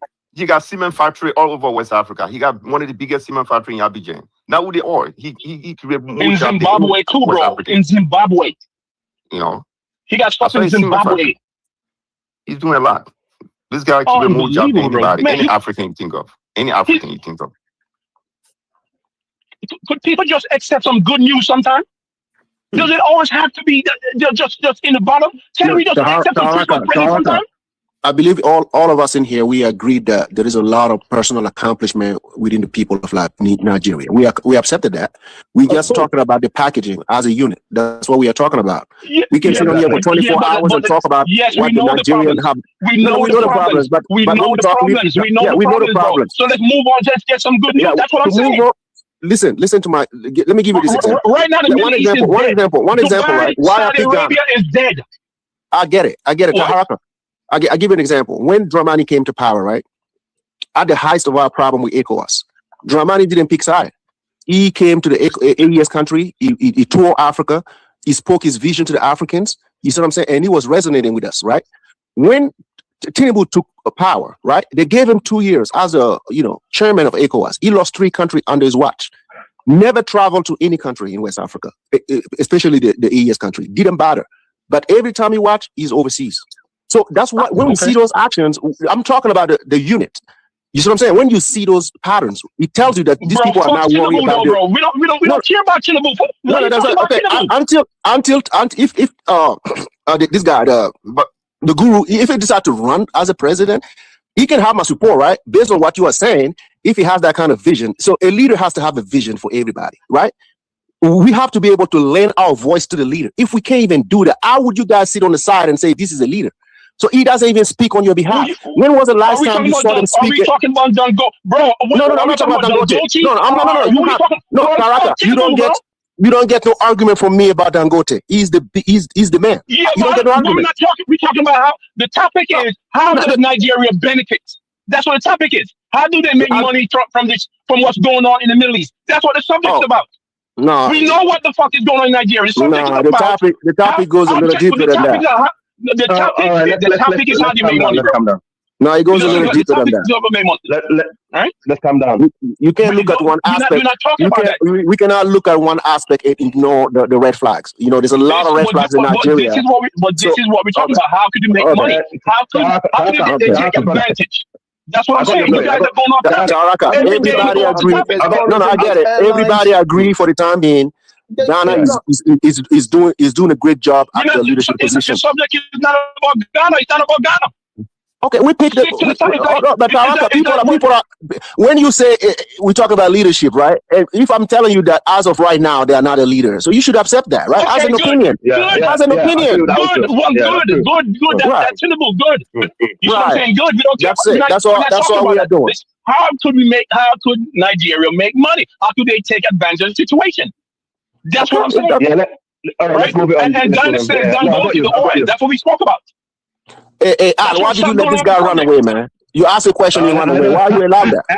I got honestly, what a coward, isn't it? You see the cowards. You see how when you talk about why they don't want to hear, they run away. But when they talk about us, you don't see us running away, right? I'm from Ghana. You don't see us running away. We stay here. They say whatever they want to say and they leave. But the minute you talk about something they don't want to hear, they run away. Some people just behave like a lady. They don't want to take when you criticize them. They behave like a lady. They don't carry our bloodline. They don't carry our bloodline. You gotta be like a man. You gotta accept people criticize you. You gotta accept when people give you positive results. You have to accept everything. This is intellectual forum. But when you start acting like a lady, I don't want to. He ran away. He ran away straight away, didn't he? CD, what was it? I live in America for 50 years. I came here from was a baby, right? I know this country from top to bottom. The amount, I work all over the country. I go in some places you go. You think you're living in a fourth world country? I'm telling you, with white people. White people. What he guys said was not. What doesn't make sense at all. You can't say Dangote is a rich man, so therefore he should give free money to people in the street. No, he didn't say anybody else. Hey, bro. Let me come in. Let me explain it to you properly, so it gets into your head properly. You understand? So you get the dynamics. What I'm saying is the wealth should be used to distribute the wealth. Do you understand? To bring about innovation. That's it. Do you understand? The wealth is stuck in one person's hand. Do you understand? When that brings up innovation, it brings up the country as well. So everyone when you mentioned Dangote, that he was the wrong example because he created jobs than any African that you think of. It's That was only the now worst he's thing doing that that, he innit? did. It's only He now cannot he's use had Dangote billions. as an Look, example for that. He's had billions from has time. He's had billions from time. It's only now that he's venturing onto them But kinds of Dangote things. is a wrong example to say he's not distributing wealth equally. He's the one that created job to anybody. He created people he's employing from everywhere in the think of. He got one of the Guys, biggest it's not enough. cement factory in Abidjan that I saw with my eyes. It's not enough. With the money he's got, he can do more. Yeah. In fact, guys, do you know? Sorry, guys. One second. Louis, 1 second. Do you know right now the United States Embassy have shut down? They have given a massive warning of all American citizens, not to go to majority of the state in Nigeria. They have shut the embassy down. Is it today? Yeah, they have. Listen. I'd like to say something about Nigeria as a whole, as a country. Yeah, go on. Yeah, Louis. I believe Nigeria as a whole, as a country, is not going to work. Okay, I think they should split to 3 countries. They don't have to fight a single to do it. That's what I think. I agree. Those are enough. We'll connect them from the west. But the issue with Nigeria is not only splitting. It's very difficult. I'm sorry to say this. To see patriotic Nigerians. The Daniel said one thing: Nigerians are not patriotic. If you meet Nigerian in New York City, the first thing he will do, the first country he will criticize is Nigeria. It's sad. They are not. Yeah, they are not. And they are not patriotic in a sense. That's why there's too much corruption, because everybody wants something for themselves. Yeah, if how many times someone will come here and support Nigeria? Nigerians are not patriotic. I just want to say something, right? Well, what City was saying. I remember I have a friend who's Igbo, right? Another one that's Hausa. My Igbo friend, he said that he was a nationalist from Nigeria. The Hausa dude started laughing at him. He said, "What the hell is that?" They're funny. Do you know what? Yeah, it's so they just fight over tribal supremacy. It's unbelievable. It's like, oh, you're Igbo, you're Yoruba, it's Yoruba land, oh, it's Hausa land, it's Fulani land, it's this land, Muslim, you're Christian. And no other country in West Africa, we all got put in the same place before, during the days of partition, right? We do that. A lot of our countries, look at Ivory Coast, for example. Ivory Coast is made of the entire West Africa without the Nigerian tribes. Thank God for that. Okay. The only people in Nigeria that find in the Ivory Coast as an ethnic group is probably the Hausa and the Fulani. That's it. All the rest, they're kept away. But I think that is due to the time of late Almami Samori Toure, because he pushed certain tribes who are from the west, he pushed them away from that region. So that's the reason why they did not find themselves there today. But other than that, the entire Ivory Coast, brother, it's because of the language. Yeah. And do you know that certain part of Nigeria where they use CFA instead of using Naira? Yeah. They don't want their own currency. These are the people like Almami Samori Toure pushed away. He pushed them away. Listen. He pushed them away. This is a big issue with the Nigerians. They are not patriotic at all, and that's it's the British that formed Nigeria, isn't it? They like that divide. They knew it wasn't going to work. It's the British that formed them. But what they need to do is go back to the will and reinvent Nigeria again. Do you understand? Yeah. They need to even change the name. They need to. Can I tell you one thing, bro? The first British form every country. What are you talking about? Masake and Sidi. I guess after you. Okay, it's the British that put the name there. Sorry, bro. During the time of Almami Samori Toure, there was a tribe in the southwest of Nigeria, okay, who basically were trying to infiltrate the Fulani Mandinka to have a war. And this tribe was doing it deliberately so we can have a fight. But Almami Samori Toure was so smart and clever. He managed to twist it around. He said to the Fula, we who built the Mali Empire, we who built, he read a script to the Fula warriors and said, are we going to fight one another because of these people? He said, no. The Fula people are, hell no, we're not doing that. So that time, the Fula and the Mandinka, they joined force and they pushed this tribe back to where you call southwest of Nigeria today, away from the Ivorian border. And they taught them lesson. So luckily, we don't have these people in the far west. They're highly tribalistic. They're highly, highly untrustworthy. Anywhere they will infiltrate other tribes to have problems for them to gain security. And some of them will emotionally blackmail you. They haven't changed, honestly. This group of people haven't changed. That's like from the 1800s. That's crazy. And how can you go to Ghana or South Africa to say you want to set up a king if you don't even love your own country? I don't understand. It's crazy. This Nigerian guy told me when one of the Nigerian soccer players he died. He died. You were playing soccer, right? But when I was talking to Augustine, he told me, well, they killed him. I said, how did they kill him? He said, well, the man he was playing soccer in Greece. He said, well, they used voodoo from Nigeria. Can I say, Augustine, how possible is that? How can you say something like that? From Nigeria. I was going to say, hold on. I was going to say this. What's so crazy is, I'll give you a prime example. I had a Kenyan friend, right? And me and him went to school together. We were young. And then his mother did not like me whatsoever, right? I had to ask her, he had to ask his mom, what was it? Why she didn't like me like that? Because she thought I was Nigerian. I told her, I said, no, I'm not Nigerian. And then all of a sudden, like, she opened her arms towards me. For some reason, I know it's a minority, but you got some of these Nigerians, like, they go to other countries, they cause problems. And it's not just in Africa. They cause a lot problems of in trouble in America. Kenya. They cause a lot of trouble in Kenya. Yeah, they cause problems in America. They cause problems in South America. They cause problems in Asia. They cause problems in the Middle East. In fact, they got banned from Saudi Arabia. What problems are they causing in America? People don't rent their property to Nigerian. Wherever in any part of West Africa, once you say Nigerian, people will not rent their property to you. Especially in most of the francophone countries. So what there to needs to be me an attitude adjustment, you know. That's the thing as well. Yeah, man. May I go? Hey, guys, let Paul speak. Go ahead, Shaw. I'm being very meek and mild. You know, I would have just busted up in there and do the black thing. If I really wanted to. I just want to see how long y'all was gonna keep talking without letting me go, because I already busted in and said I'm a new speaker, and then somebody speaking. I said I'll go after them, and then y'all just keep. This is what black folks do, though. This is what we do. We apologize. Sorry, Star. But maybe that's a behavior that is, you know, reaches out into other areas like Nigeria, for example. David Hundayan said that most Nigerians are kind of meek and mildish in a way, and there's only 10% of Nigerians that are really kind of aggressive and assertive and that kind of. Now that's his opinion, right? But my overall statement about the title of this room is that what makes Nigeria so important is its genetic diversity and its intellectual potential, because the genetic diversity is the most genetic diversity of all gene pools of humans, which is, you know, the Niger Congos and those folks from Central and South Africa. And so you're going to have this is the Grayson type. What's his name? He talked about this, that you have the smartest of smarts that comes out of the most diverse genetic gene pool, and you'll have the opposite of that. You have the most evil, you have the most kind, you have the most spiritual.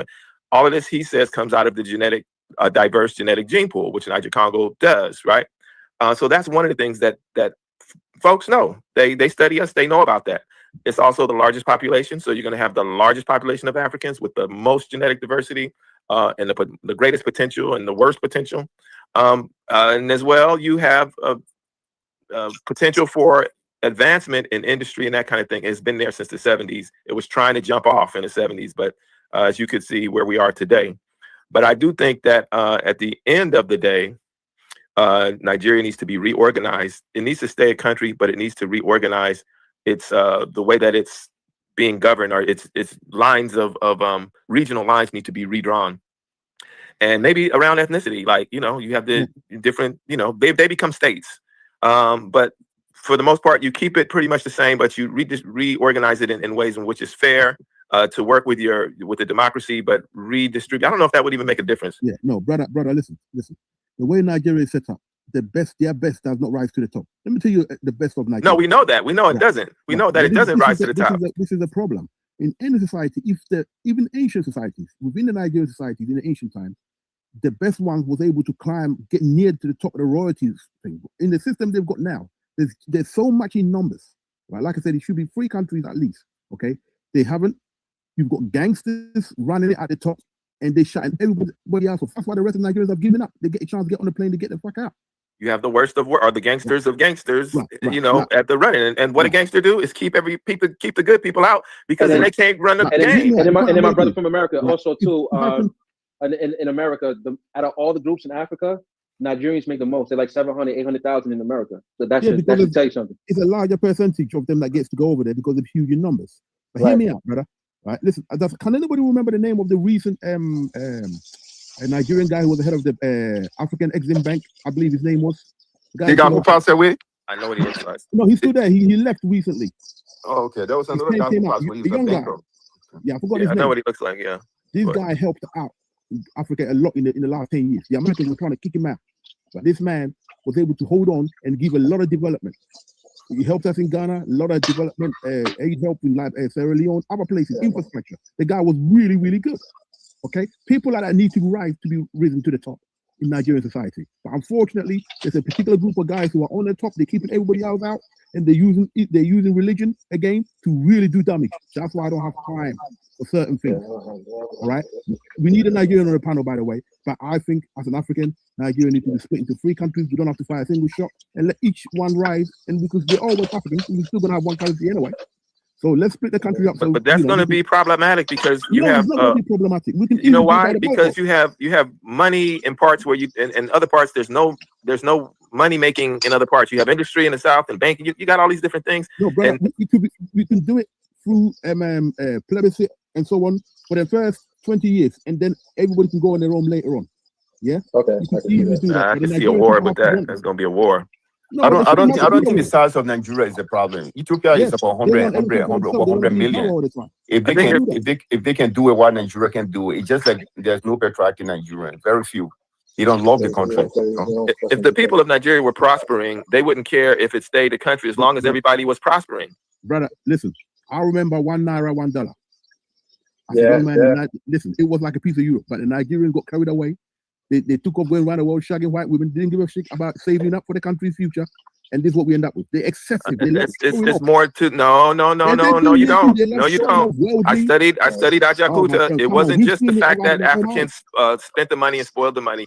They were threatened at times by the Western world to not do certain things, They went in certain bed about developments, They like went the in bed steel about all company. that. They were told they're They not going to went in build that bed steel with company. America.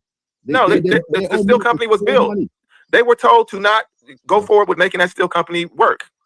Bro, that's what I mean. They were Their own threatened. corrupt And leaders. so when somebody comes and threatens you and your family, your mama, your daddy, then now you've got to be a Traore. And they were not meant to be Traores. They were meant to just be regular, govern the country in a democratic way. And they weren't trying to give up their how life. the Western world gets down, but there has to be some patriotism from the people somewhere. That's why the country is too big. It should be free. The problem is the political center is based in the north. You see, that's where all the political elites, yeah, It's going to be a problem. are coming from, and it needs to be diversified. You understand? Yeah. So all regions are represented, but the problem is it's just the north which is mostly represented in the political arena. So sorry, guys. As a Nigerian, I would like to chip in a thing. Go ahead, brother. There's been a lot of misconception. I've been listening for a while, and I think, I mean, I think there's a lot. Are you Nigerian? I'm Nigerian. Oh God, let it propaganda in the house. I am like Nigerian. In fact, but you don't sound like Nigeria because you're not too loud. That's it's Nigeria. When you say it's Nigeria, that means Nigerian. I can hear that. Well, it's midnight here in London, so I have to be careful. And you know how the British build their homes; it's not soundproof. So, you don't want the landlord to kick you out, yeah? Exactly. So, guys, it's been an interesting conversation for close to an hour that I've been listening. What I would like to say here is, as a country, I do understand that we're very diverse, and most of the times we've lacked unity. That's someone causing a lot of noise. Someone needs to turn off their mic. Yeah, someone's like washing dishes or something or cooking. Yeah, turn the mic off. Okay. All right. Can you hear me now? Yeah, go ahead. We can hear you. Yeah. Okay. So I wanted to say that we're very diverse. When you look at the history of Nigeria, from how Nigeria came to be, to through independence, through the First Republic and the multiple coup and counter coup, to what we call the present day Nigeria, you'll notice that there's been a lot of ethnic snitching here and there. What is new to Nigeria now? It's not the ethnicity. I think it's also the place of religion, which is quite unfortunate. But I would just like to just pass through all those issues and just go through the main points. How does Nigeria progress from this point? I think a lot of issues here. Number one, it's obviously is leadership or the lack of it. Obviously, we've got a lot of weak leaders. We've got very corrupt people that do not have full sight on what exactly on kind of dream or vision they have for Nigeria. And then you also the other issue is education. I think education tends to help to quieten the polity, the division across religion and ethnicity. I think education does help with that. And you've got a vast population that are largely uneducated, and this is mostly found in the north. And I mean, I'm from the north, but technically I'm from what most people call the Middle Belt area. So it's a little bit complicated, and that's why I laugh when people say you want to divide Nigeria into three. Like if you want to divide Nigeria, you may end up with up to 8 to 10 nations. That's how complex Nigeria is as a country. So I think there's a lot of issues with regards to education, mostly in the north. And to make it worse, you've got issues with poverty as well. So a mixture of ignorance and poverty becomes a hotbed for indoctrination, terrorism, and all. I mean, it's a difficult situation to solve, but it's going to take a very strong leader that is very visionary, very strong, that will be able to solve that issue in the north. And then, when you think about how does Nigeria develop, becomes a powerhouse, obviously the issues around insecurity needs to be resolved. And the elites across all boards need to have a consensus on what they think Nigeria should be. The problem is this attempt to bring every part of Nigeria under a unitary government, when in fact we could attempt a true federation where individual regions or units can have some level of autonomy to develop at their own pace. And then the central government will be there to give assistance to those various regions in areas they might need. And when you look at Nigeria critically, basically every part of Nigeria has got a comparative advantage. When you look at the north, it's got vast landmass and it's got some mineral resources. Just imagine the gold deposit in Zamfara. There's been a lot of gold auction in Zamfara's gold in Dubai, for illegal mining and all. Imagine how much Nigeria could recoup from that. Then when you come towards the middle belt, a lot of solid minerals from lithium, all those renewable energy, it's in abundance. And of course, agriculture in the middle belt. And when you go down south, you have all your crude oil and other advantages, the seaports and everything. So I think it's just, you just need smart leadership that will allow every region to develop at its pace. And then who knows, maybe at some point, various regions may just decide to say, look, I think we're self-sufficient, we want to be on our own. Or let's do away with this ethnicity and religious issues. But at the moment, what needs to be done to save Nigeria is to deal with the insecurity and give every region some level of autonomy to develop at their own pace. I hope I've made some sense. But don't they have that already, bro? Yeah, you have made some points. You know, compared to a lot of people, I would like to speak. When you speak of autonomy, can I come in now? Pardon? Yeah, you have to answer a couple of questions. Like you talk about go ahead. security, right? First question. Okay, let's do security questions. Yeah. I have you say you live in the UK, right? Yes, I do. Okay, you know, in order to solve a problem, you have to acknowledge you have a problem. Do you agree? 100%. And I'm sure most Nigerians acknowledge you've got a problem. Okay, my question to you is, as a Nigerian, right? Knowing that security is an issue for you guys in Nigeria, why are you letting your leaders tell you that your problem come from the outside, and you guys agree with that? Why are you letting them do that to you? Well. I mean, let's dial back a little. Sure. Where have you heard that Nigerians? Okay, there was a. Sure. I will give you the evidence. Allow me just respond. Sure. If you want the evidence, I give you. Well, I mean, you'll have to present. I'm presenting. If you want to give you the evidence, if you allow me, I present the evidence to you, and you can. Okay. My problem that no. You see, no, it's not an opinion. My thing is, right, I come from the Sahel, not far from you guys, right? You know, when our leader were lying to us that our problem came from outside, we just sat back and let that become the reality, and come to find out our problem come from ourselves, and that's why we are able to solve our problem in the Sahel, because we know we have to link up to help one another. You guys, right? When I listen to the military leaders, the guy from Musa, the guy that used to be called Musa, I think he stepped down. So Musa speaking now. Okay. Who's speaking? Okay. My name is St. James.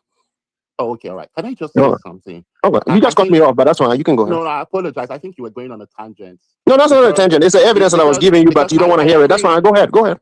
I agree with everything you're saying, Angelo. Sure. And I'm one that really disagree with the fact that Israel, US, the West are responsible for it. I completely disagree. Even African countries near you, living next to you, you are complaining about them. No. I think number one, we have to. That's what St. James is coming from. You're coming from blaming your neighbors. Right. I will appreciate if I just say what I think we've got a Trojan horse. Please do. I think we've got a Trojan horse. You know what I mean? A virus in the country.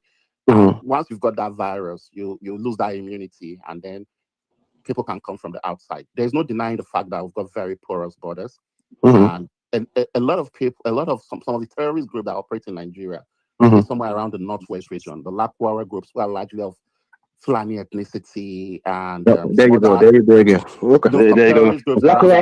Lakwara, they're from Libya. It's a known fact. They're not Fulani. I know Boko Haram. The hardest and farmer classes. That's Fulani. Yeah, go on. Okay, all right. I mean, There's a lot No, of relax. there's a lot We of gonna get there. But recently, Take your time. Tinubu accused people from London. He said in London that It's a the Sahel terrorists are problem. from the Sahel country. Hell, So I'm not sure why he accusing the Sahel country that the terrorists are from the Sahel. CD. Let's take terrorism out because we're gonna talk to this guy, right? We are all West African, right? You guys were giving the statistics of the people that commit the most crime, right? The most crime in West Africa. You know that nationality. I'm not gonna give it, my Nigerian brother. The people that commit the most crime outside of their own country, we know who they are. We're not going to name and shame them today. But the idea that you guys go outside and point fingers at other people is ridiculous. We have to stop it. Exactly, same thing. I agree. I think there's a lot of bad energy on the group. But let me say this. Nobody can know Nigeria more than Nigerians. Sure. And if you bring out any Nigerian, the terrorism happening in the north is coming from, I mean, you have to look at Nigeria from the northwest perspective. Most of the terrorism there is coming from terrorists that have crossed the border. If you look at the northeast, most of the terrorism happening there are largely indigenous. If you look at Boko Haram, ISWAPs, they're of the Kanuri ethnic group, most of their composition. When you come towards the north central and the middle belt, what you describe as a farmer-herders clash, it's not really a farmer-herders clash. Because, I mean, I like to use this adage that the farm is stationary. The land is stationary. It does not move to go and clash with the cow. The cow invades the land and it takes over. Again, that's a problem of leadership and strong land use laws. In this day and age, for I agree with that. Like Nigeria that is growing in population, something like open grazing should not even be allowed. Should be stopped by now, bro. Hey, hold on, one second. Did the comparable facts speak yet? Pardon? No, let him come in. Let him come in. He's been waiting. Yeah, let him. Comparable facts. You there? Comparable facts? Let him speak. Yeah. Go ahead, comparable facts. My bad. I'm here. Can you hear me? Yep. Yes. Yeah. Greetings, brother. Greetings, everybody. I'm from Nigeria too. I'm like God gifted from Nigeria, but I'm from the southern part of Nigeria. So having said that, I think God gift has said something about the geographical part of Nigeria and what's happening in Nigeria. Yeah, I completely agree with him. But we have a more complex issue. No, initially you was talking about the millionaires from Africa. I mean, from Nigeria. I think the number one billionaire we have, Dangote is from the north. I think the second richest person is from the north too. But overall, we have more, more millionaires or whatever you want to use in the south. So in the north, they are the same.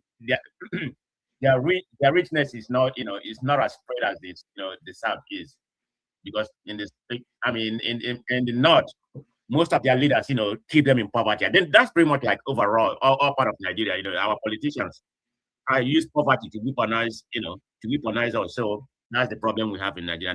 Nigeria problem is very deep. So it's not about north and south, but the north is more, is poorer compared to the south. Just because of their level of education, they are not allowed to go to school and something like that. They want to keep them in dungeon so they can exactly, use them the way they want to use them in terms of politics, tell them where to go, who to vote for. So that's why they're more, they're more powerful in terms of political, because in the south we're a little bit more. We're not docile like the south. I mean, like the northeast. So that's my main problem. But anyway, the situation we're having in Nigeria is more larger than the way you're saying it. Nigeria is a very complex country, to rule, regardless of who is good. I'm not here, to bash our president.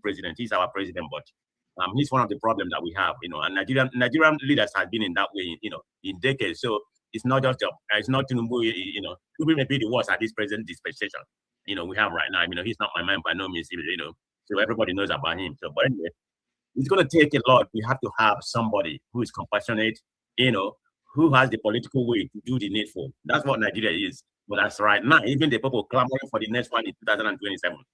I don't see it. I'm an big guy, but just the Nigerian system will not allow somebody, like him, yeah, to rule properly. It's not about who it is. Just Nigeria has this system that even at all you're from the diaspora, you're autocrats, you come here, you're gonna join them and behave like them. So the system in Nigeria is a problem.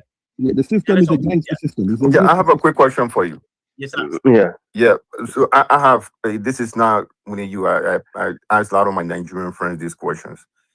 Why is it that when you meet Nigerians in the diaspora, they never speak any positive thing or have have the expectation that Nigeria will be better in the future. They all will tell you, that country is done. That country is not going to go anywhere. I don't know why you guys. It's very hard to see the fact that that's a very good Nigeria. question. Look, I'm not even Nigerian yet, but Try not to. If I'm in a Nigerian platform, let's assume a Nigerian platform. This where we are right now, West Africa on the international platform. I'm not going to come in international form, and bash Nigeria, demarket Nigeria. That's not me. But if I'm within the Nigerians, I'm going to say how it is, how I feel. I'm not, I'm going to demarket Nigeria within ours, but not on international forum. So the question is asked, why does everybody, in the diaphragm, most of them, I can say about 80%, this ill of Nigeria. That's true because we have been going through. I'm 50 something years old right now. I've been going through the same lack of electricity, decaying. Nigeria. If you look at Nigerian economy and the system, it has pretty much, plateau. We are not progressing. Instead of we are regressing. Even with all our wealth we have in Africa, in Nigeria, mineral, oil, and everything. Can I ask a question? But the only thing is, it will work if you have the positive attitude to say it's going to be better. Then you go and elect someone. How can you elect someone like Tinubu? This guy cannot even move. Then he doesn't even have a democracy. But you guys say that it's if everybody say, well, Nigeria is not going to get better. It's Nigeria's fault. The question is, right now, with the United States and Israel doing what they're doing, the United States coming and invading Nigeria, you're still saying that it's Nigerians' fault. Guys, in all fairness, I know this guy. Minus percentage is cool. It's not one of those. Yeah, minus percentage. Like $1 or $2. I'm serious. Yeah. Because Nigeria is about 130. Yeah. I think about 1,300 or 1,400 $1. So let's just say when you see Tinubu, he doesn't even give you the confidence. The United States and Israel. He doesn't even give you the confidence. Do you understand? What does it take for the United States to invade again Nigeria? For y'all to say that it's not just our fault. It's also the Western world. They have basically pulled the covers back and said we're gonna show you that we're gonna do what we want to do. With Donald Trump in office, right? Can I make a point? Sorry, man. Manifested, it's me, Al, by the way. My manifested, it's me, Al. How you doing, okay? Can you hear me? Yeah. Yes, it's me. Audible. Yeah. So, manifested is someone that I met in different channels before. He's a cool guy. He's not one of those that will bash Nigeria. I can guarantee you guys because I know he's someone that wants Nigeria to work. And, I met him a few times. He's cool. The only thing is, like, me and him, we're he knows I'm a good supporter of Peter Obi. But what are the chances and what do you think people need to do this time to make sure he don't miss his chance? You need to get France and United States and Israel potentially coming into Nigeria. You need to get them out your mix, out the paint. That's not a problem, man. We should stop accusing the West. You're concerned about the people that are complicit. I agree with you. There's complicitness amongst Nigerians who allow them to come in and do what they do on a corporate level. They've been doing I want you to answer the question, please. Can you answer the question? No, brother, you there? I don't think he's there. I don't think Hey guys, let me read the super chat. That time all thank you for the $5 holla. David Houdin said Africa's needs a containment plan for Nigeria. Also, Dinah dropped the link. I did drop the link, but Jagoon came on. Go ahead, Jagoon. The floor is yours. Excellent, thank you. Good evening to everybody. Are you Nigerian? I must say that. Are you Nigerian, sir? Of course I am. I must say that the way I can understand the hatred against Nigeria to an extent, but my brother, there is no hatred. I can understand the hatred that comes from this platform. No, it's no hatred, bro. I'm going to say it again, the hatred, and it comes from a great degree of ignorance and self-centered. Nah, you gotta wear your big boy's pants. Wear your big boy's pants, man. We don't hate. Man, go wear your big boy's pants and come back, bro. There's no hatred. Hey, shut up, man. Your show, man. Let a guy. Let's hear dropping out, please. I can understand the hatred and the animosity towards Nigeria. It's a big country. It's a country where many of the West Africans are extremely jealous of, and it's a country that is a pain. I would not disagree. As I said, as a Nigerian, there's no one who's going to understand Nigeria's complexity more than Nigerians itself. Maybe people want Nigeria to be more than it is, and we all do. But the thing is, we must understand that Nigerians have gone through this for 60 years. So when we seem as though we are non-patriotic, which is wrong, we are patriotic. but we are fed up. People are frustrated with that country. There's a movement that we can't do as the people. The government or the gangster government has oppressed and taken over the country in such a way that right now we only have one political party in real sense. But that notwithstanding, you see, West Africa really needs to be grateful for Nigeria and what it's done. Nigeria's done more for the rest of West Africa than any other country. But it seems that from your mouths, you can just say anything easily, whether it be wrong or right. And you're all coming from an aspect that is largely wrong and unfair. But, you know, you can keep your rhetoric. It's up to you what you really think. I'm not going to change your mind for you. Having said that, Nigeria still has the most potential in the whole of Africa to do anything on the black stage. We see countries like Ghana, who are really pushing forward and are typical in the way they are trying to give black people a consciousness, a home, an understanding of what it is to be collectively black. And when we speak about Nigeria, it shows simply that we are not collectively black. We speak from a point of tribalism, whether we're in Nigeria or not. And largely, I heard a lot of tribalistic statements from people that I'm thinking, do you know what Nigeria's done for your country? Do you have any idea? And for me, it's like, are you stupid? I keep having to say, I believe that Africans are stupid. I believe Just list two things that your country has done for countries. Just list two. We want to hear. What you mean by off the top of your head, just give us two. I have a question for you. Nigeria has been in the past. We know about no, for the past 30 years. The past 30 years. Let's go for the relax. We here. We're having a good conversation. We are having a good conversation for the past 30 years. Give me an example out of the past 30 years. Go ahead. We've done too much. You answer that question. Give us two. Give us at least two. Okay, I have a question. James, wait, I have a quick first question for him. Wait there, please. Sure. You give yourself the answer to your question. It'll be easy. If you don't know, then you have no reason to critique. If you don't know, you understand? Let me continue. I will be here for the next 3 hours. If Danis keep this live for 3 hours, I will be here. Don't let me fight to say what I'm saying. Yeah.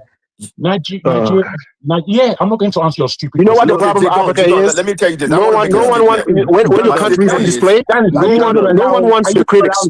No one wants the critics, right?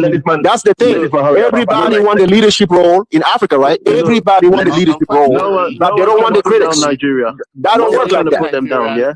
No. It's not about putting. You see, sometimes the critics makes you better. Sometimes the critics makes you better, and then you have to put yourself in position. Listen, you have to put yourself in position to receive the critics. You know what? Yourself. It's not because people are criticizing you that means that you are at the bottom. You can still be on top. You can still be on top, and people will still criticize you. That don't mean you're at the bottom. You have to accept it. Be able to accept it. We don't become factual, and Nigeria, that's the whole of the continent gone. Do you understand? So we have to when this guy came on here, he started calling hatred. Do you know the definition of hatred? Do you know the definition of hatred? Imagine if right now Nigeria completely collapses. What's going to happen to the next countries and the next regions? Finish with the Middle East, they're going to turn their attention to Africa again, to specifically to the Bight of Benin. They're going to turn themselves to there, and then here they come to take the Sahel down, and then they're going to put while we're talking about tribalism and the problem that we have internally. While we're talking about the inner problem in Nigeria, the Europeans making their own plans to take. They're making their own plans to, that consulate, that big consulate in Echo Atlantic is there for a reason. The French are involved. The Israelis will be involved in Nigeria. They're building cities all over Africa. These white cities that they're trying to build in Africa. They're going to recolonize it. They don't have you in mind. They don't have you in mind. How are you going to be a leader if you can't even sit for 30 minutes and listen to critics? Man, Louis, man, I told you to take the name prints out of your name. You're an embarrassment to Ghana. Take the name prints out of your name. Please do. Man, take the name prints out of your name, bro. That's why your people don't want you back in Ghana. You left it. You don't add value to Ghana. All you do is talk, disrespect, and insult. No one wants to listen to you. No one wants to listen to you. James, do you know all your air defense at the moment is to move next to the Nigerian border? Control yourself, man. Come on, man. You talking about this? City. Have you seen? Can you see? Do the prince in your country behave like that? Do the prince in your country behave like that? No. What is this? Do you know? This guy's a fool, man. Can I have my time? Can I have my You know chance? that. They You have, guys stop they being have rude. moved the air defense to the Burkina border. Yeah, go on. Go on. I'll give you the mic. No, but he You didn't lot, make me. But one thing I will tell you, you lot are disgrace. St. Jim, You lot one are thing I will tell disgrace. you is It's You not what you you wanted guys to have say. about guys, 250 million population. why do I have to fight to talk? If Burkina Faso can control The a person is talking terrorist, now. why you guys Can you cannot be control a quiet so I terrorist? can have my chance? Jagun. I listened to you Let me, talk before. You're not a yeah, you it doesn't are. matter, but listen to I me now. respect Jagun. We respect you up here. It's not the first time I listened to you speak, right? You are a very respectful man. I listened to you before. You are a very Yeah, Lewis respectful was man. disrespectful. You see what I'm saying? No, therefore we have my have to have a. We are I don't having want a to shout. Jagun. We are just having an honest Let's conversation. chill. Out of hatred. There's no hatred at all. You guys are No, highly strung no, and largely.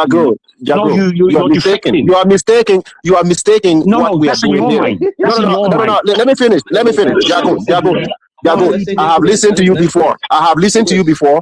Address issues in Africa.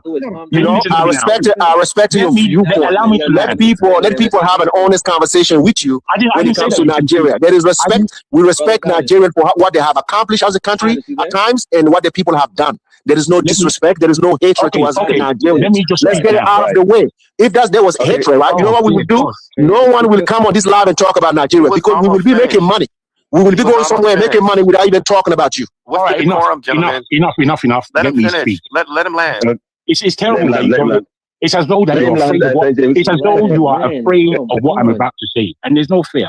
I'm speaking from my. That's your turn. You can do. They're waiting for you, please. I'm speaking from my sensibility and my observations, not yours. You keep yours. You understand? I've heard you lot speak. I didn't interrupt any of you. You interrupted me anyway. You did that, but that's fine. Let me finish. But you did interrupt me. I agree with that, though. You did. You're triggered. You're all triggered. No, I'm not really. No, come on. I'm not triggered. You interrupted me. No, you can go. You can go. I'm very polite. It's not why I came on. I didn't come on to argue with anyone. I came on to a statement. You understand?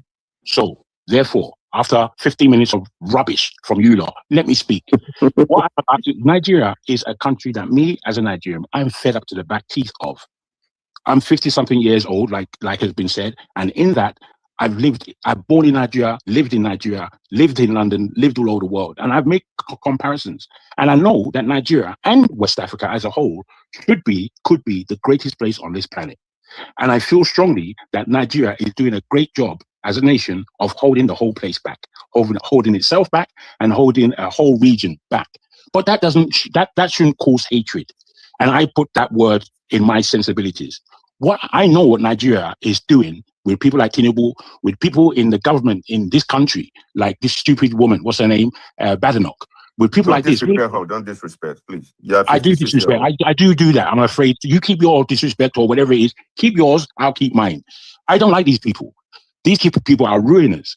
Having said that, the country and the leaders of the country are given a big gap for the Westerners, the dying West, to enter in and to entertain its power and to even grow its power back. The West is very desperate at the moment, extremely desperate.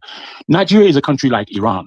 However, we are not Iranians. Iranians are strong back people. Now, it's not to say Nigerians are not, but Nigerians are oppressed and largely weakened by their own culture, really, by their own cultures, really. Nobody wants to say, if I say the word Fulani, everybody will be tearing their eyes out. But the Nigerian Fulani, I don't know if he's quite different from the rest of the Fulanis, because the Fulanis that I personally know from other parts of Africa are not like the Fulanis of Nigeria. They're quite different.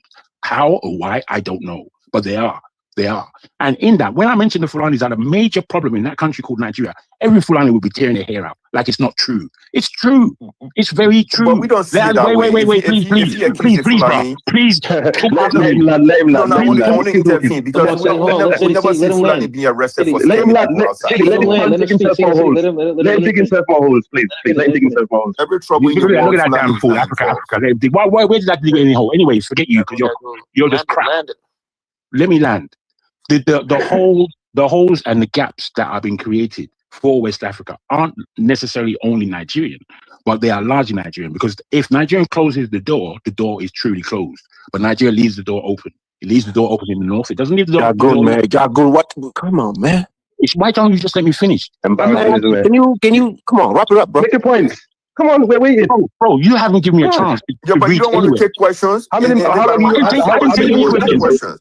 So my question is, if Burkina can hold on, contain City, terrorists, hold on, Nigeria with hold on, 200 million City, population, City, why you guys hold can on, contain City, the terrorists? hold on. Give this Bro, guy 1 minute. I Bro, tell you why. Let me got 1 minute. answer that guy's Go ahead. question.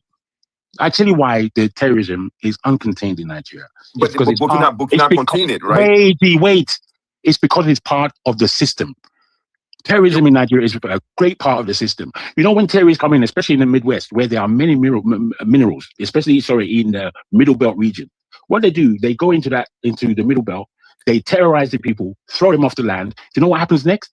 Lorries come in and start digging up the land and just taking out the dirt. Is the same thing in Burkina? Is the same in Mali? Well, then you answer your own question. You know what it is. Yeah. You see, you're answering your own question and you're asking me. Yeah, but you're saying, I'm saying that this small country that you said, Nigeria with 200 million population. Bro. You see, you guys can come up with 2 million military guys. You may have the answer. You may have the answer. I don't know. But what I'm telling you, you got until the end of this year in 2026, right? Let me if we're gonna get it taken care of, we're gonna just cross the border and come and put law and order in your country. We're just gonna go ahead and do it. Yeah, we're just gonna cross the border and come and do it. The Burkina Faso have already moved their air defense. They already moved their air defense. Let me say this. If you can handle it, we're gonna just have to come and handle that for you. Don't repeat yourself. You say that 4 times. Shut up. Okay, no.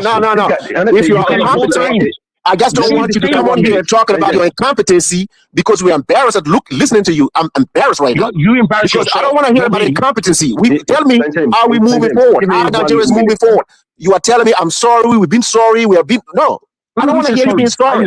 I didn't say sorry. No, you're sorry. You're sorry yourself. You are sitting here. You said you said you are 50 years old and you're sorry yourself. No. Listen. No. Jagun. You can't listen. Jagun. The only reason No. Listen. What I'm not going to listen, right?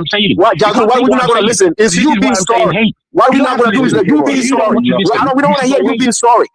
We don't want to hear sorry. We're not sorry. You're repeating yourself again. We really can't hear that well. About your incompetence. No, you gotta get it. You gotta be able to get it together. When is gonna happen? Tell me. When Nigeria's gonna get it together? Tell me.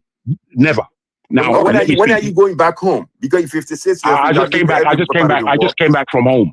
This is not what we're talking about. This man was on Tinubu. You know when Tinubu came to England, yeah? This man is speaking now. When Tinubu came to England, you know what he did to get crowd? He was actually dashing out money and envelopes so people can come out and support him, St. James and CD.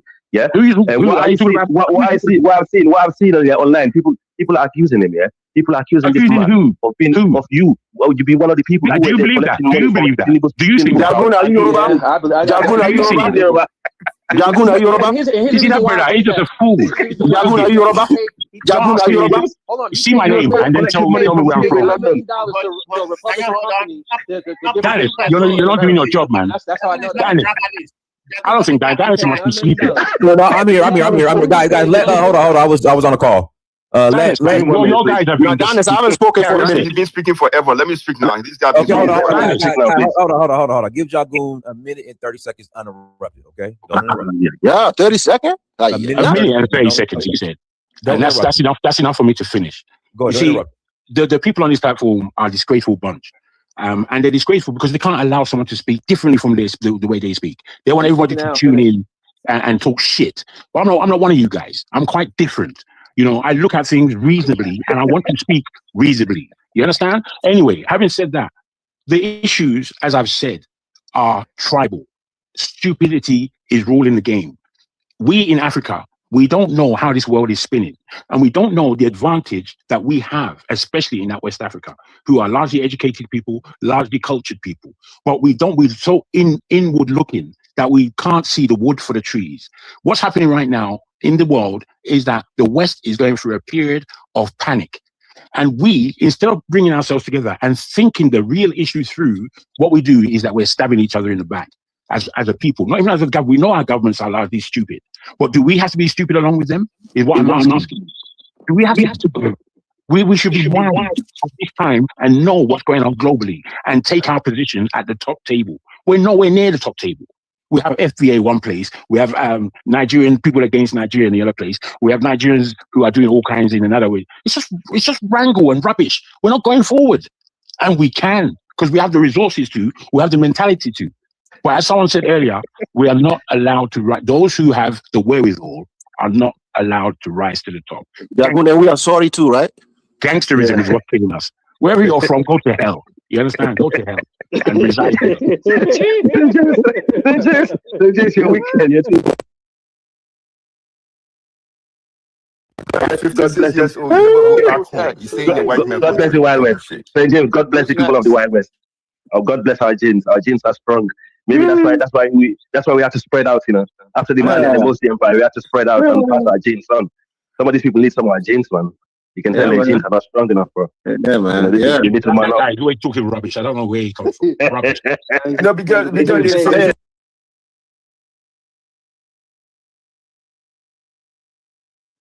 Welcome to the panel, Men in High Castle. What are your thoughts?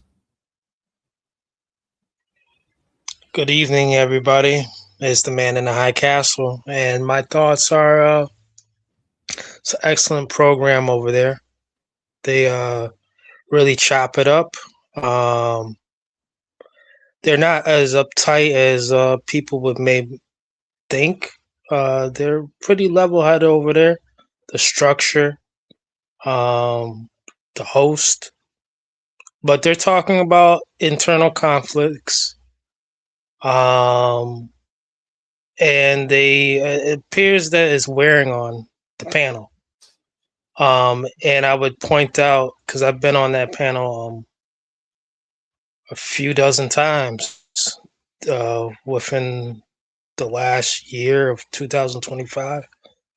And I could say that, it just seems that people are getting more upset about what's going on the continent. That it's disorganized. A lot of orphans are being born. It's not the baby boom. It's these children are becoming orphans from the jump, and a lot of mouths to feed on a continent that doesn't have it together. But God bless. I believe that they have to. I believe that what they're going to have to do, because they've echoed it a couple times. They're saying, what would happen if, could Nigeria withstand all West Africa? And I didn't think that Nigeria was that much of an issue. I still don't, but it seems that these people really on the continent. These people on the panel aren't even living on the continent. Majority of them, 92% of them aren't living on the continent.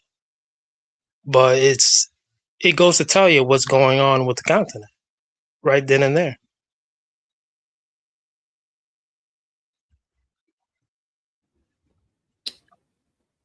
I mean, good point. The fact that the majority of the people that are communicating about Nigeria are not even in Nigeria.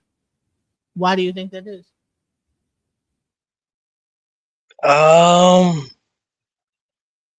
Something that they've been. It's instinct now. I think it's just like how the mama sea turtle, she clutches her eggs on the beach and she goes straight to the ocean.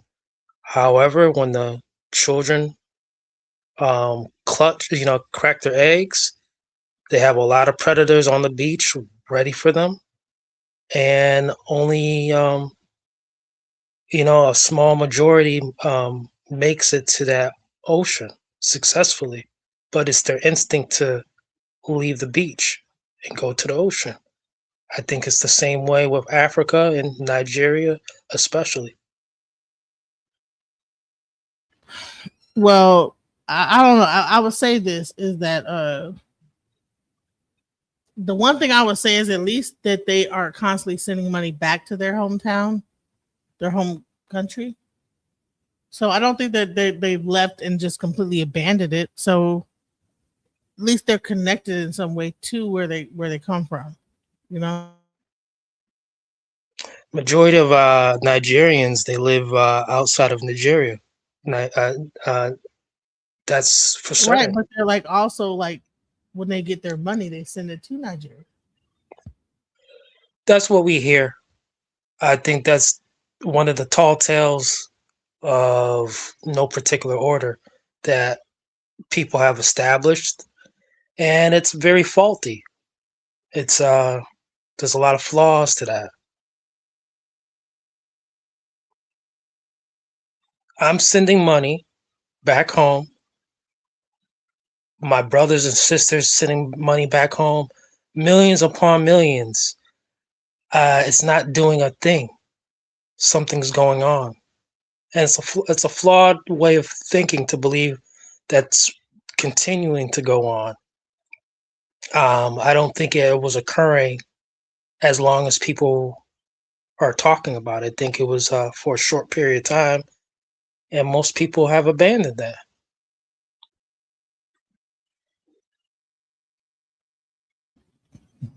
You think they stopped sending money back home? A long time ago. Wow, Long time ago.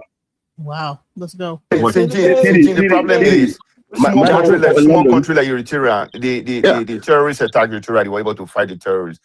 Now Burkina Faso continuing the terrorists.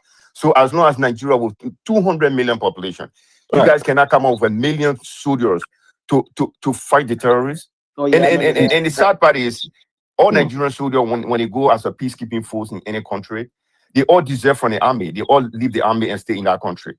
That's what we're experiencing in Sierra Leone and Liberia. All these Nigerian soldiers that went to fight, almost 50 or 60% of them came back. They took off their uniform, they deserted from the army.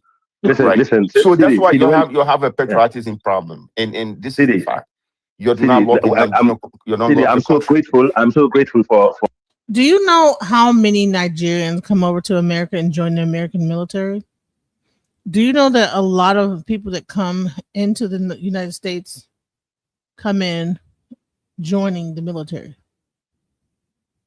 I'm not sure how many. Could you tell me? Let me look it up because I'm gonna say this: is that I was talking to a Nigerian person this morning, and he was talking Could you about. tell me how many people? Since you said that, ask me a question. Can you tell me? I honestly said I don't. Can you tell me? Just give me a rough estimate. Hold on. So you don't know either. Okay. So it's hearsay. Well, no. What happened is that I was on the phone with a Nigerian, and he was trying to tell me that I should put my daughter in the military. He says, like, many people come over into America through the military.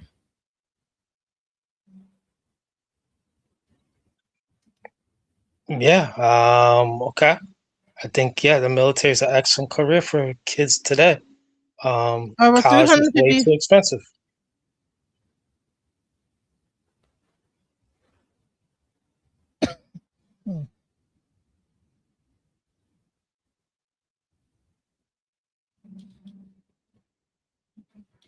Are you still there?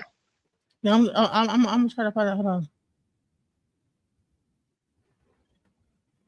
Thousands serve, with Kenyans ranking first among African immigrants in the U.S. military. Roughly 0.4 Kenyans in the U.S. serve, 0.3 Ghanaians, and 0.1 Nigerians and South Africans.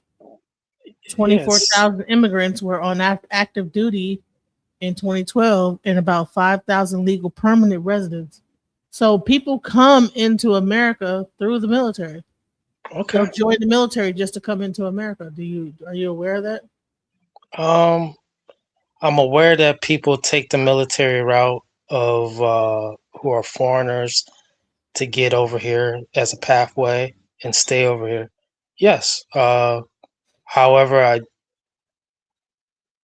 I'm not surprised. Not at all. I mean, Uncle Sam is the greatest military recruiter on planet Earth. Well, that's interesting. Like, the way to get into America is to join the American military. That's crazy. For the great past leaders of northern Nigeria who were tough military generals who helped us, in the far west when we have to war in Sierra Leone. I know if it was a Southerner that was the president of Nigeria at that time, it would not happen. Okay, let's be real. Let's not make this. Then the entire Nigeria is not the same. But also these troops who came to Sierra Leone to fight the rebels, they were peacekeeping force. And those that are trying to get involved in the fight, I saw when the rebels entered Freetown. CD, okay? When the rebel entered Freetown, these ECOMOG soldiers killed more civilians than the rebels. I'm telling you now, the Nigerian they was panicking. They was panicking. The only people I seen that actually done a lot of the groundwork in the war in Sierra Leone are the Guinean troops. When the Guinean troops come in, bro, the rebels leave their weapons and run away. And listen, I'm not just gonna do just Nigerian. All the other, listen, we had even if Vietnamese troops that came to Sierra Leone, we had Vietnam people came here to fight. They couldn't do it. Only the Guineans that moved in during General Lansana contest. May so rest in peace. Oh yeah, that's a fact. That's a fact. When even within Nigerian army again, if 90% of them are all Northerners, they serve in the Northerners. Thank you. And those in the middle belt. And the other rest of Nigeria never serve in the army. And the one that serve in the army, they will leave the army and stay in our country. So that's why I said the Northerners are more patriotic than the other Nigerians. And of course, they're more Pan-African. They're more Pan-African in their actions. Yeah. And right now we have the Southern Nigerians who are begging Trump to come and invade their country. Please, come. And you know, Burkina Faso right now have said all the air defense towards the Nigeria and Niger border because the Americans that found themselves. That's a fact. Hold on, say that again. What did you say, Africa? The Burkina Bay have the Traore and the AES have sent all their air defenses to the Niger border as we speak because of the American military presence in Nigeria. In Nigeria, I believe because they let them have like a base or something, right, over there. Speaking terrible, they were trying to so they are not only trying to sell the entire African continent based on their propaganda, they're trying to put our free brothers, in danger. And guess what? These people haven't learned because the people that you see in the Sahel, the people that you see in northern Nigeria, these are our brothers and sisters from the Sahel. And you don't understand, if the Southern Nigerians think they could use Americans trying to fight the brothers in the north, then they are fighting the entire West Africa. They haven't learned from history. This is the problem with the Southern Nigerians. They haven't learned from their history. Because people in the far west are not going to sit down when all this Manding and the Fula group and the Hausa group in the northern Nigeria being targeted by outsiders. They're not going to sit by. Yeah, exactly. Like you saw what happened. And the thing again is, instead of Tinubu working with those Sahel countries to fight the terrorists, he's not helping with them. Hold on. So you remember what happened? You remember what happened a couple months ago with those pilots from America that came to Guinea, and Dumboya's troops took those guys, and the guys was like, "Oh, we're American. You're supposed to let us go." They said, "Nah, hell no. We told them to jail." He said, "Well, we got the passport." It's like, "Nah, you going to jail." The problem is these people. These are the new generation of Nigerians. They don't know the history of West Africa at all. They don't understand what northern Nigeria is. If in northern Nigeria, it's only just Hausa and the Hausa Fulani. Anyway, can continue talking shit. They're talking rubbish. Who doesn't know the history? All right, you don't know the history, bro. The only thing you know is about Yoruba. Do you know the relationship? Do you know the relationship between the Hausa people and the Yoruba people and the Nupi people? You've been fighting each other. Go on Google it. The word Yariba was given to you by the Hausa. No, not the Hausa, the Nupi, not the Hausa. No, Yariba. You can't tell me, bro. You can't tell me. I know exactly what it is. The Nupi people that you claim to be close with, you're close to them. You know you're close. You don't know what's the name of the what's the meaning of Yariba then? What's the meaning of Yariba? Bro, you have no idea. What's the meaning of Yariba? Answer the question. What's the meaning? What's the meaning? What's the meaning? What do you mean? I know my meaning. What's the meaning? I know my meaning, and it doesn't come from the outside. So just go and research it. You'll find it. It was the Bariga, and the new thing. He got to Nigeria maybe 40 years ago. He doesn't even the meaning of your word Yoruba. You're an idiot, bro. You have no idea. Just because my accent is like this, it doesn't mean anything. Untrustworthy, cunning, let me ask you, do you have reliable? It's not your language. It's not your language. It's not your language. Whether if my language is there, everybody can Google it right now. Please, channel and chat. Google the meaning of Yoruba. Everybody, please. Actually, wrong. The meaning of the word Yoruba in Yariba, it means that we raise our voices. That's what it actually means. It means that we're loud, and we are loud. All those additions that you read about, they're not. It's not Hausa language. Cunning or tricky. You're deceitful and cunning people. That's the definition. It's not all right. Is it true? No, it's not. That's not the definition. That's not the definition. Can anybody Google it now, please? Can anyone Google it? If I'm wrong, Google doesn't know everything. Yariba. It means to raise. Africa is right. He's right. No, he's not right. It means actually the first meaning is to raise your voice. To raise their voices. That's what it actually means. I just have a question for Jagoon. Does Nigeria need help from us? Do you guys think you're too big to ask for help? Bruv, listen to me, and listen to me first. This is what I'm going to say in answering your question. This is what I'm going to say in answering your question. In answering your question, these people think in answering, wait, he didn't ask you. He didn't ask you. You giddy up. In answering your question, look at this fool, damn fool. In answering your question, media, you can't say that in front of me. I'll smash you. You get smashed into pieces. Anyway.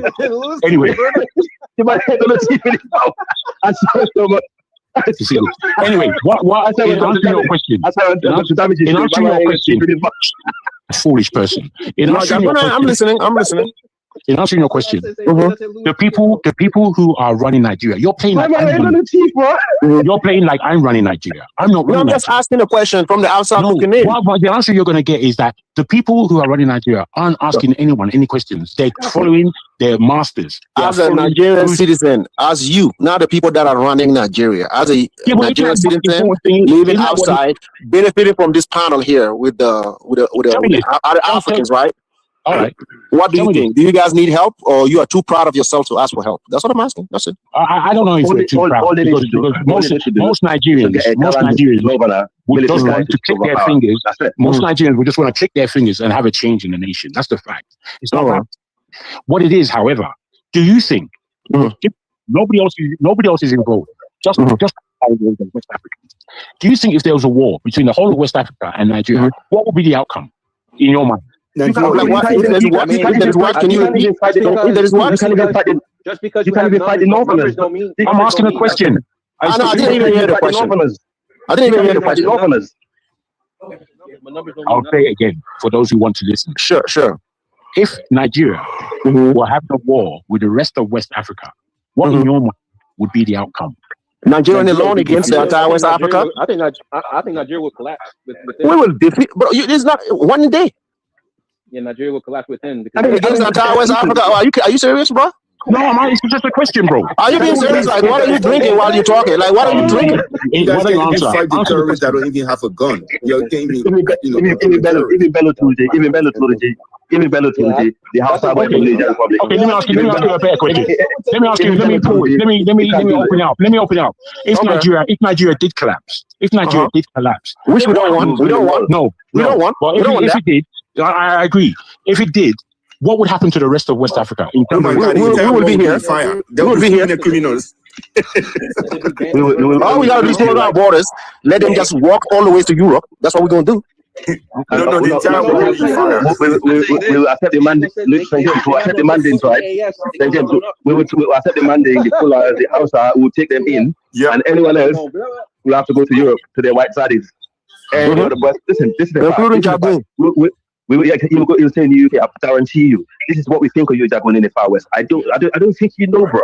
This is exactly what we think of you in the Far West, in the Wild West. When I say Wild West, I'm talking about from Senegal down all the way to Gambia, Guinea, Sierra Leone. All this, you're lucky we kept your people in Sierra Leone, bro. In fact, this guy that's coming here talking to me like rubbish, he's actually got your audacity. Even your city, Lagos, that you're forcing off belong to your so-called people who is civilized and actually educated. We send them back with some skills that build a city that you actually blabbing about now. You think that. And also, bro. There's nothing you can do about it. You can insult me because you ain't got nothing else to come back after us. No, it's small country like Sierra Leone. You're an idiot. It's small country like Sierra Leone civilized the entire fucking race, bro. This is a fact. Your whole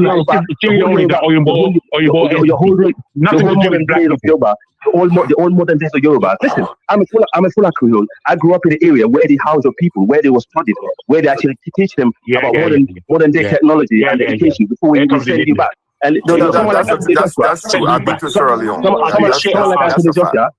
Someone like Anthony Joshua, we already mixed our blood in him before we send them his ancestors back to you. That's true. Yeah, just be careful what you're talking, bro. You're begging. Yeah, you're begging again. More begging. That's who your people are. You're begging. Someone like Anthony Joshua. Someone like Anthony Joshua, we already tapped him before we send them back. Yeah, see that? Rubbish. That's what you can say. It's rubbish. Go to the dentist, man, and come talk to me later.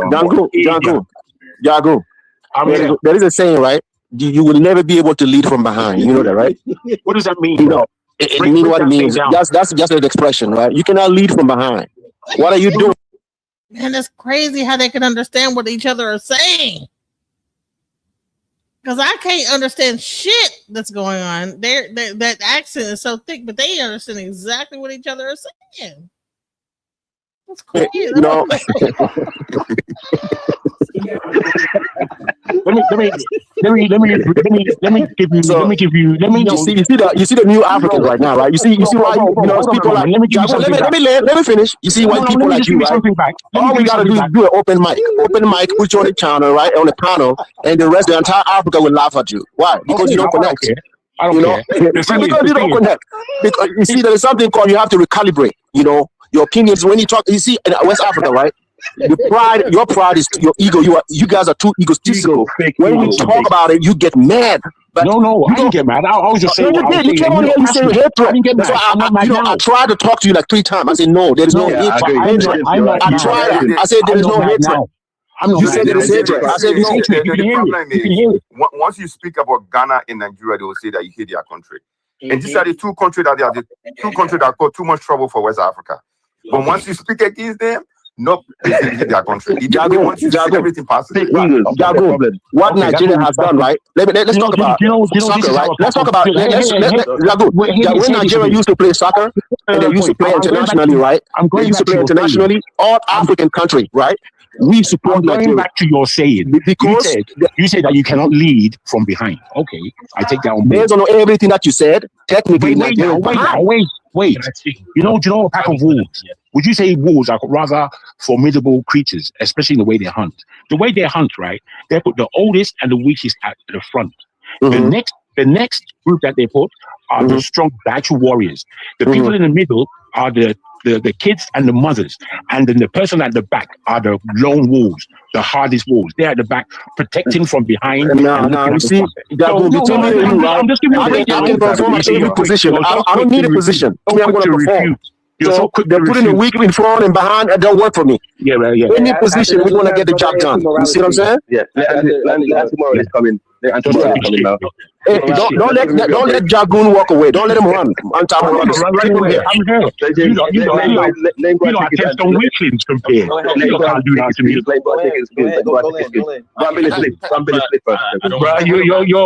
Don't worry. You'll reach my age, and then you'll have an idiot like yourself laughing at me. Come on. Okay. I think it's done. All right. Greetings. Can you all hear me?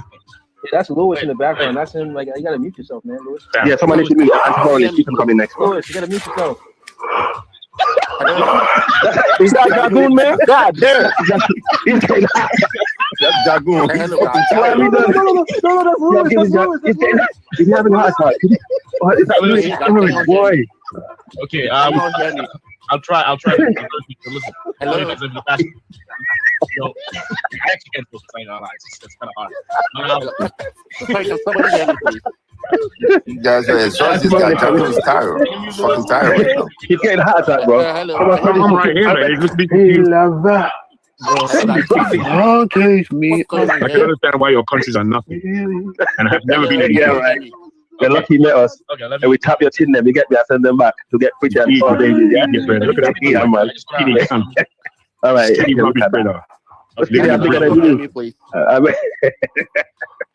Yeah, go on there, mate. Go on there. So there is a screen share that you wanted me to show of Mama. Let's see. It's for anyone who comes back there, but John Mahama, he is the president of Ghana. Currently, he replaces Nana Addo, the former Ghanaian president.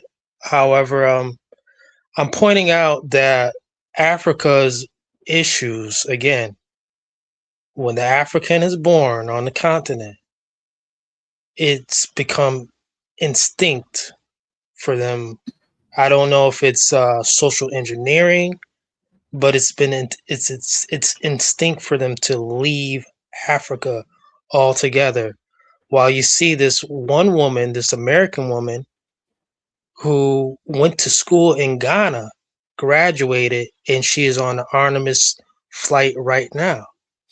I've been knowing about this for about at least a week since the flight had happened, but it baffles my mind how these people continuously leave Africa, just like their misleaders. They all go to a foreign college, and this is the biggest issue. There's so many lovely universities all throughout the continent, but they all abandoned, beginning with Kwame Nkrumah, with Lincoln University, all of them. I'm not saying it's wrong, but it's become saturated. This is what they do. I'm not an African, yet I can look at observation-wise what the dilemma is. They keep leaving and abandoning. There's no amount of money that one can send back that's built from home.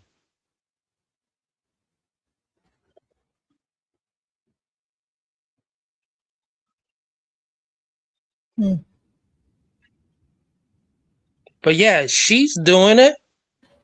She did it. This should be an incentive. Now let's study from home. Yeah, okay, we can study from abroad too. Let's have our primary college higher degree study at home. Let's make this an emphasize on it. Stress it. They don't. They never have.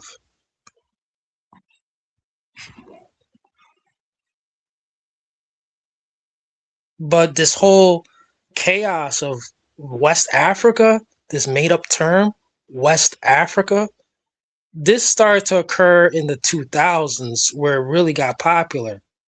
But so there's a North Africa, there's a country called South Africa, there's an East Africa, there's a West, man, cut it out. And so this is why they look at each other differently so much. I wouldn't want to be a part of that. I'm pretty sure the people there on the continent are well endowed in their mind and they're talented altogether. But the ones who are coming over here, these are the foulest ones.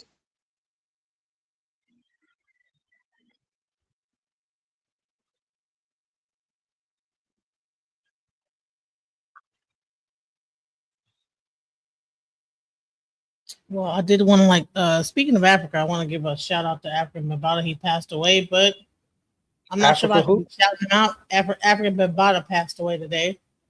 The diddler? Yeah. He passed away today.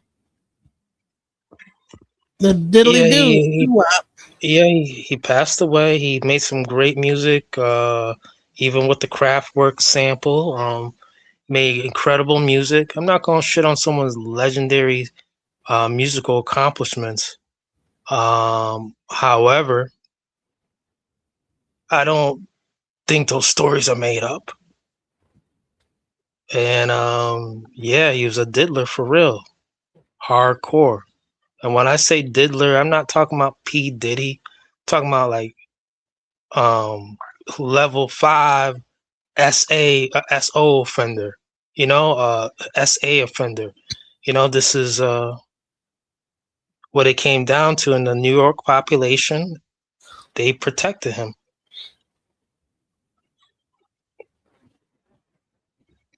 So let's see some other things in the news because I'm about to wrap this up. But let's hear this last thing, and let's get some voices on. Let's go.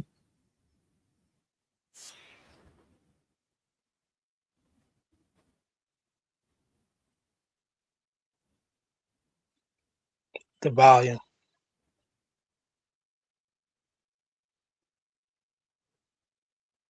No, you can't hear it, guys. I can't. All right, I'm going to bring it back up. Hold on. because I thought this was really interesting. Before we like roll this whole thing, get done, I want to. I thought it was really interesting. So it's a white senator says the unthinkable about Black Americans. While everybody's like kind of like chuckling on that thing about arguing about like who each other is, and it's kind of a joke. This is what's being said in America about Black people. Let's go. Okay, so I got the transcripts. Mitch, we have to bring slavery back. Do you hear this? Those were the good old days. Kevin, how will we do Yes. that? No way we can do that. Mitch, Black people won't do it, but white people will. Kevin, how will we get white people to be slaves? That sounds ridiculous. Mitch, we have to get rid of the separation of church and state. We must have state-funded religious schools. Kevin, I don't see where you're getting at. Mitch, those schools will have work programs for 4th through 8th graders. Kevin, I think I see where you're going here. How is that going to work? Mitch, we get the kids to pick all the produce as a part of their work program to teach them the values of good old-fashioned blue-collar labor and the bounty of God. Kevin, I don't think that anyone will go for that. Mitch, it's all about grooming. Start in the 1st grade, and by 4th grade, they'll be ready to do it. Kevin, but we already have people to pick the produce. Mitch, we have to finish the wall. Kevin, no way that's going to happen. Mitch, we find better ways to get the immigrants out of the United States. Kevin, like doubling ICE. Mitch, yes. Kevin, this will be too hard, and we'll be too busy trying to sustain this over long periods of time and generations. Mitch, no, we get rid of the abortion laws in the United States and we make it mandatory that all 8th grade females be impregnated in order to graduate. Kevin, like replacing the crops. Ha ha ha, pun intended. Also, Kevin, I will work on getting the abortion ban. You work on state-funded religious schools. Mitch, we don't have to do either. Lindsay and I took care of that with the new SCOTUS. These folks said it is better to be a slave than to be dead. And not only was this released on an educational program for kids, but the Department of Education in Florida has approved it to be a part of a curriculum for kids.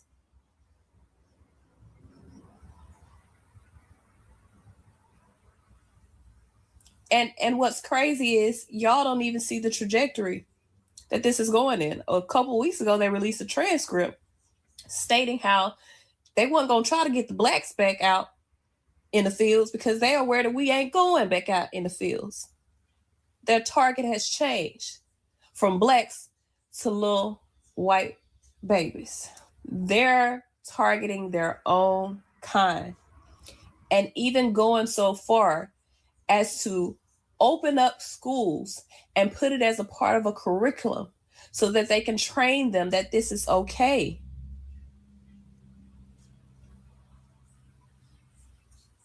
Even went so far in the transcript to say that to make sure that they can keep the legacy going, they will make sure that every girl in the 8th grade was impregnated so that they never run out of slaves.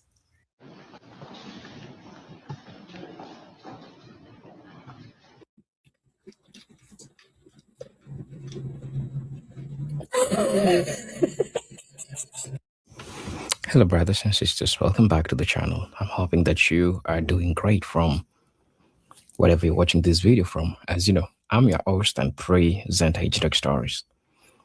There is a leaked conversation. I think it's a phone conversation between McConnell and Kevin McCarthy. McConnell is American senator. Is close to around 90 years old. And we can definitely see that what they're discussing is something that has been sparking debate. And we have people that are saying that all that conversation is not verified. And we have those people that are saying that the conversation is verified. And we are having divided opinions in regards to this. But if this is really true, then this is so sad. It's really sad. Having this conversation, especially in the 21st century, knowing very well that America consists of Black Americans, people who are still going through the trauma that comes with slavery, the trauma that comes with redlining, the trauma that comes with forced labor and everything. Because when you get to listen to that part of history, and this is something that happened to Black people like firsthand, you know how white women forced Black men and Black women to have kids so that they can have a continued generation of slaves, so that they don't get run out of slaves. But we have people that have benefited enormously from slavery, from Black American slavery. And understand that the American economy and everything that we are seeing that is shining today, it is as a result of a Black person. Black people worked tirelessly hard, not being paid, not being acknowledged, not owning patent rights for the things that they did and everything. So that's how these folks want that time to come back. They want to control Black people. They want to have full control of Black people, because right now they're feeling that there is power which is running out of them, because they have no control over Black people. They cannot own, they cannot control Black people. Why am I saying so? Because think about it in this way. Remember when Trump really wanted Black people to go and work on the farms, to go and till the land and work for minimum wage, but Black people said no. And this all tells you that these people doesn't have power. And it is crazy, because after slavery, after slavery ended, the things that they started doing, now they turned to their own people. They turned to some white people. They started targeting babies. They started targeting women. And then you ask yourself, why are Black women missing? Why are Black men missing? Why is this thing happening? We have cases with Epstein files and all these things that are going on. And it's crazy, brothers and sisters. I want us to watch this video. I'll be back. I'll be sharing my thoughts in regards to this. As you know, I'm your host and presenter, Geopolitics Stories. And for those who are watching it for the first time, I'm asking you to please subscribe to the channel, join the membership, and really get to see what I can offer you. But until then, just watch the video. I'm going to be back. I've heard the leaked audio from July 2022 from Mitch McConnell and Kevin McCarthy. I haven't been able to validate it, though, so I'm not going to repost it. But it's out there. I just don't know if it's AI or if it's real. If you find out, let me know, and I will put it out there. I don't know if it's real either, but there's a lot of weird shit going on. A lot of weird stuff. So, and this volume on that one.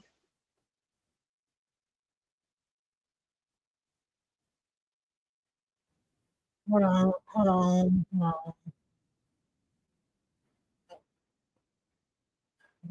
Let me Right, let me rewind this, because it's, for some reason, whenever I play these videos, StreamYard gets to tripping and not playing the audio. All right, share. I'll play this one lap. Listen, because I'm tired. So let's check this out. Go ahead. I've been noticing for years that the Trump cult is absolutely obsessed with Barack Obama. So I decided to do some research to try and find out why the MAGA cult is so obsessed with Obama. Barack Obama has not been president for 10 years, and MAGA can't stop talking about him. They are literally obsessed with the man. They try and blame him for things that are happening today. That's not random. There's a psychological reason for that, although it seems a little creepy. Here are the 4 reasons the Trump cult is obsessed with President Obama. 1. The psychological wage of whiteness. In 1935, sociologist W.E.B. Du Bois at Atlanta University studied poor white Americans. White Americans, even the poor ones with no money and no power felt superior to Black Americans, not because they earned it, but because for 250 years, the entire system told them they were superior to Black people. The law said it, the church said it, the culture said it. Du Bois called it the psychological wage of whiteness. This is a status payment people collect just for being white, a floor that white people couldn't fall beneath. Then Barack Obama became president. He occupied the highest status role in the country. That destroyed the floor. And when a status floor breaks, people don't quietly adjust. They backlash. Obama didn't just win an election. He took something they didn't even know they were depending on. They didn't earn this special status, but they thought it was stolen when Barack Obama got elected. And they've been trying to take it back ever since.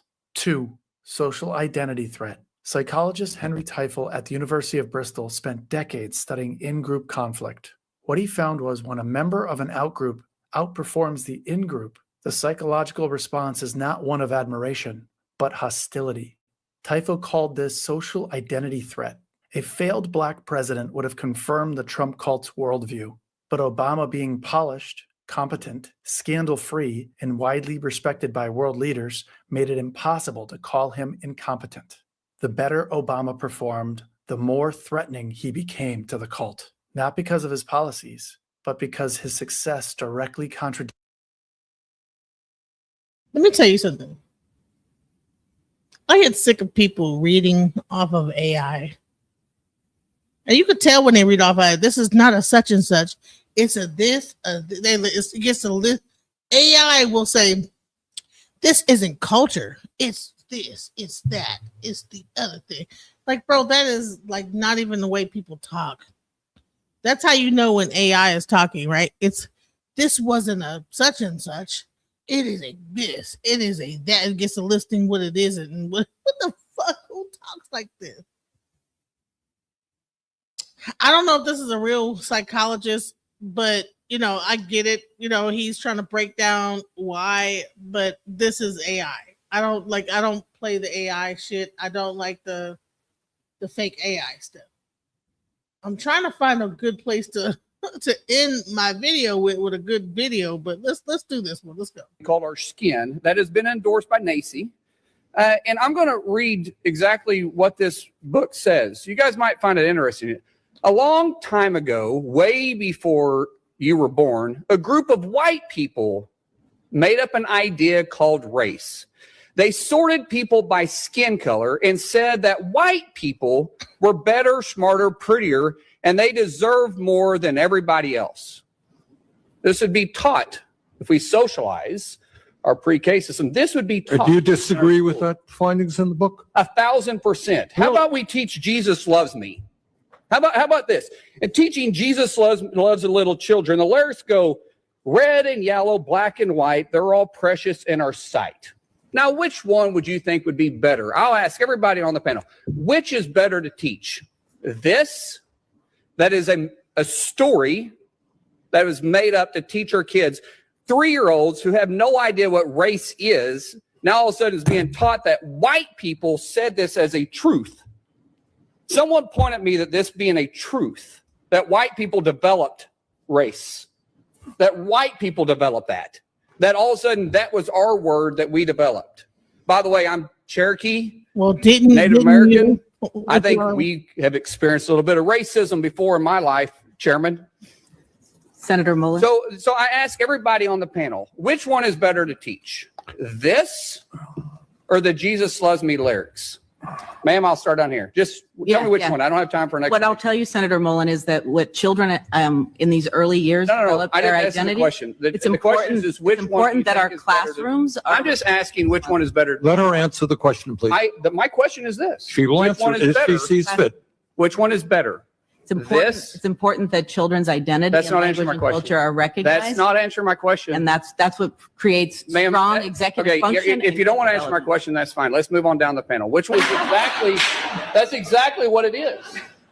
Got it on tape. Misspoke. So what I'm saying is which one is which? Which one is better to be taught, Mr. Chairman?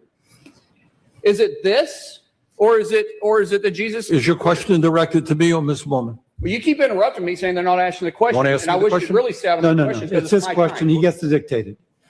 Which Not one? dictated. Ask the question. Which one? Talking to Ms. Mormon, right? Yes, As I stated, Jesus is always first. absolutely. I agree with that. A lot of white women are in prisons of their own making, and on some level, they know this. I was talking to somebody in Chicago that I knew shortly before I moved. She was somebody who was just like in my Pilates class. And she said, "Oh, that's cool that you do that feminism stuff. I'm just not very active in that scene. I don't really want to be." I was like, "Why? That's really strange to hear that from you because you're a woman and every single person benefits, man or woman, honestly, benefits from feminism." She said, "Because I think feminism will make me realize how much I hate my husband in my life." I think that her experience is in no way, shape, or form unique. And while this girl wasn't inherently a bad or mean person, I can imagine that she is complicit in a lot of systems that uphold white supremacy, racism, and patriarchy. Because even by being married to someone who doesn't treat her right, that she doesn't particularly enjoy, she is bought into this propaganda that everything can be okay as long as you have a man in your life, especially a white man. And so I think a lot of white women, that's why they become so racist. That's why they become so mean to younger women, because they know that they do not want to be living the life that they're living. And that the more they think about feminism, the more that they're going to hate themselves and their status, which will give them no choice but to change their circumstance, and they don't want to upend their life. Suddenly they began to realize that the system that they built, oh yes, the system has been built centuries back. So now they realize that the system is not favoring them anymore. The system is against their growth. The system is hindering their morality. The system is making them to be more poor. The system is making them uncomfortable. The system is not benefiting them. That is the reason why they are speaking up now. And the question we should ask is that, really, why are you guys speaking now? Why are you guys, even at the Congress, in the government, parastatals, senators, when they're speaking, when they're debating, this is exactly what they're speaking about. Oh, suddenly they know that the curriculum in the school system is not good anymore. Suddenly they realize that, the policies of the president, when, he did all that he's doing right now, they were quiet, but now, haven't watched for a while, they realize that it is not favoring them. And now they began to speak. Anyway, guys, I want to say thank you to everyone that has been a part of this community by liking, subscribing, and sharing my video. I'm grateful. All the gifts, super thanks, buy me coffee. I am here to say thank you to everybody that has been doing that to me. I'm grateful. Your comments, your view, your participation keeps me going. And I want to say thank you. Today, we're looking at videos, creators, what they are saying about the system that white folks created. And now it looks like it's not favoring them. They began to speak, all because it's not favoring them. Why is that happening? We'll be checking that in all of this video that I've put together for you, credible because original creator of every content and stitches. Let's go check it out. And when I come back, the conversation will continue. I'll be right back. Don't go nowhere. I'm tired of Black people pretending like they are the ones that didn't start slavery because they were. It definitely pissed off the Black community, and it is what it is. I don't know what you want me to tell you. Isn't it ironic that white people think that Black people started slavery in America? I'm not here to ridicule Athena. I'm here to provide the unfiltered truth with evidence to half of the American population that clearly isn't aware of this fact. Let's start by dissecting their argument. An African Angolan man arrived in Virginia in 1621 named Anthony Johnson. He worked 12 years to earn his freedom, but in 1654, he later found out about some loopholes in Virginia's laws and was able to acquire land and slaves. But one of Anthony Johnson's slaves tried to run away. Anthony Johnson successfully won his case in 1655 and was able to keep his servant, John Kaser, for the remainder of his life. This is one of the first cases of legal formalization of chattel slavery in America, and why thousands, maybe even millions of Americans think slavery all transpired here. Even if you search up on your web browser, who was the first American slave owner? This is what the American media wants you to think. Even TikTok historians and teachers are agreeing with this narrative. And these are the people teaching our future generations, by the way. But this is far from the truth because of a man named Hugh Gwynn. Hugh Gwynn was a British colonist who was successfully able to sanction his slave, John Punch, in the Virginia colony. Hugh Gwynn went to the General Court of Virginia on July 9th, 1640, regarding 3 of his slaves that ran away to Maryland, one of them being John Punch. Unfortunately, Hugh Gwynn won his case and John Punch had to serve him for the remainder of his life, making it the first case of legal racialized slavery in the Virginia colony. So unfortunate that European descendants in America can go around and tell African descendants in America that, oh, our ancestors didn't oppress you. You oppress yourselves. As if the transatlantic slave trade didn't happen a whole 100 years prior to that, where Portuguese people enslaved and trafficked African people. And a large portion of that transportation went to America. And I'll end it off with this, like how this Reddit user said here. Do you wonder why it's so interesting that America is depicting the first documented slave owner to be Black? Well, let me tell you this. White American Europeans let that Black man who used to be a slave own a slave because it further fueled their message and their narrative. Why? Because we're still oppressed. Why? Because we're still arguing about this centuries later. In a white-dominated society, why give this Black man the power to be a slave master when he can't even vote or even own a business? I think we all know the real reason, and ignorance is bliss. I pissed off the Black community. I definitely pissed off the Black community, and it is what it is. I don't know what you want me to tell you. But apparently I am uneducated. So let's go through why I said what I said in that video, because I stand 10 toes down on it. Hi, I'm Dr. C, and you have my attention. Back in the 1600s, Black people, specifically Africans, were not just stolen. They were sold off by other Africans. So the first mistake here is the use of the term Black to describe Africans at the time of the transatlantic slave trade, as though all of the peoples of Africa had a common racial identity that is analogous to the usage of the term Black in our contemporary context. While racial identities like white and Black are international, they are not conceptualized consistently across countries. The meaning of those concepts are very much bound by cultural context.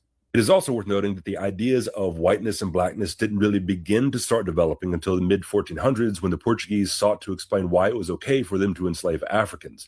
It would then take another 200 to 300 years for the concept of race to really become concrete and be tied to biology through pseudoscience. All of that is to say that using the modern term Black as it's used in our contemporary moment to describe Africans in the 15th, 16th, or even 17th century is gratuitously inaccurate.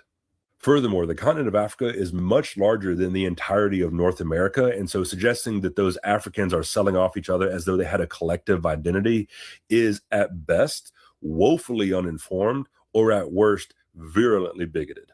At that time, slavery wasn't really a term or a thing.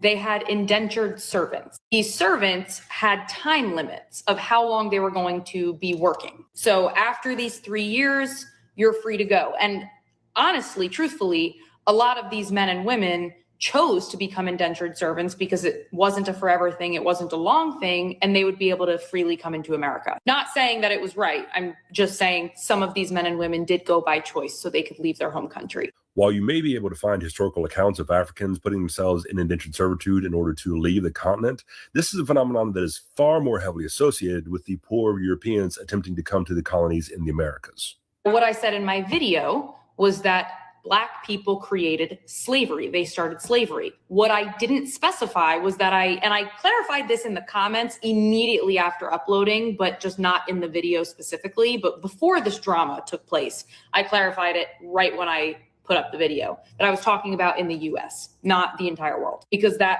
predates 10,000 years. I was not getting into all that. So I was talking about here at home. You don't have to talk about 10,000 years worth of history. You could just talk about the last 600, because that's what's most pertinent to the history of American slavery. And also that'd be a much more reasonable amount of information for you to manage. Now, he accumulated over 200 acres of land over that time, and he also accumulated about 15 to 16 slaves, 6 or 7 of them being African-American and the rest being white. Or, I'm sorry, servants, not slaves. Now, things went awry a few years later, around 1653, I think, one of those, where one of his servants, last name of Kaser or Kasser, left because he claimed that his servitude was up and expired. So he left to go work for a different owner. Anthony Johnson then brought it to court and sued that family to have Kasser be returned to him. After a couple of years through the Virginia court system, they actually went in Johnson's favor and brought Kasser back to Anthony Johnson, claiming him as a slave for life, thus creating slavery, legal slavery, not servitude, legal slavery here in America. It was because of Anthony Johnson, who was a Black man, which is what I was referencing in my video.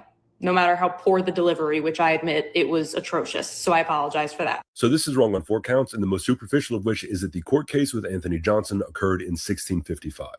The second count is John Punch. He was an indentured servant from Africa who in 1640 attempted to break his contract by escaping with 2 other European servants. All 3 were captured and all 3 had time added on to their service. The 2 Europeans had 4 years added on to their service, but John Punch was sentenced to a life of servitude, effectively lifelong slavery. According to all of the available evidence, this was the first time that slavery had ever been used as a punishment for a crime, and the only reason for doing so, it seems, was that he was African. The third count of inaccuracy is that in 1619, 20 enslaved Africans were brought to a British colony in Virginia, thus establishing the British slave trade in the Americas. You may be familiar with a little book called The 1619 Project, which took its title from this historical event. And the fourth count is that in the early 1500s, the Spanish were already practicing a proto-racialized form of slavery by capturing indigenous peoples, not just in the Caribbean, but off of mainland North America as well, particularly the southeast coast and what is modern-day South Carolina. You know, I've done a few of these correction videos over the years, and I don't know of anyone who's been wrong 4 different ways off of one claim. It's kind of impressive, if I'm being honest. As for the rest of it, yes, Black people are still enslaving Black people today. And yes, there were white slaves. Every single background and origin on the planet has been oppressed or enslaved or servants at some point in time. Okay, real quick. Yes, almost every, if not every, cultural group in the world has experienced the phenomenon of forced labor at some point in their history, but the overwhelming majority of those experiences are not relevant to the creation of the United States. Next, there is no evidence of Black people owning Black people in the United States at this point in time, because remember, that was the entire premise of the video, was that we are talking about American slavery, not international slavery. And third, there is no record of any people that were deemed white at the time of having been enslaved in the history of the United States. Unless, of course, what this creator is doing is conflating indentured servitude with slavery after they just made a fine point throughout that video of separating the two phenomena.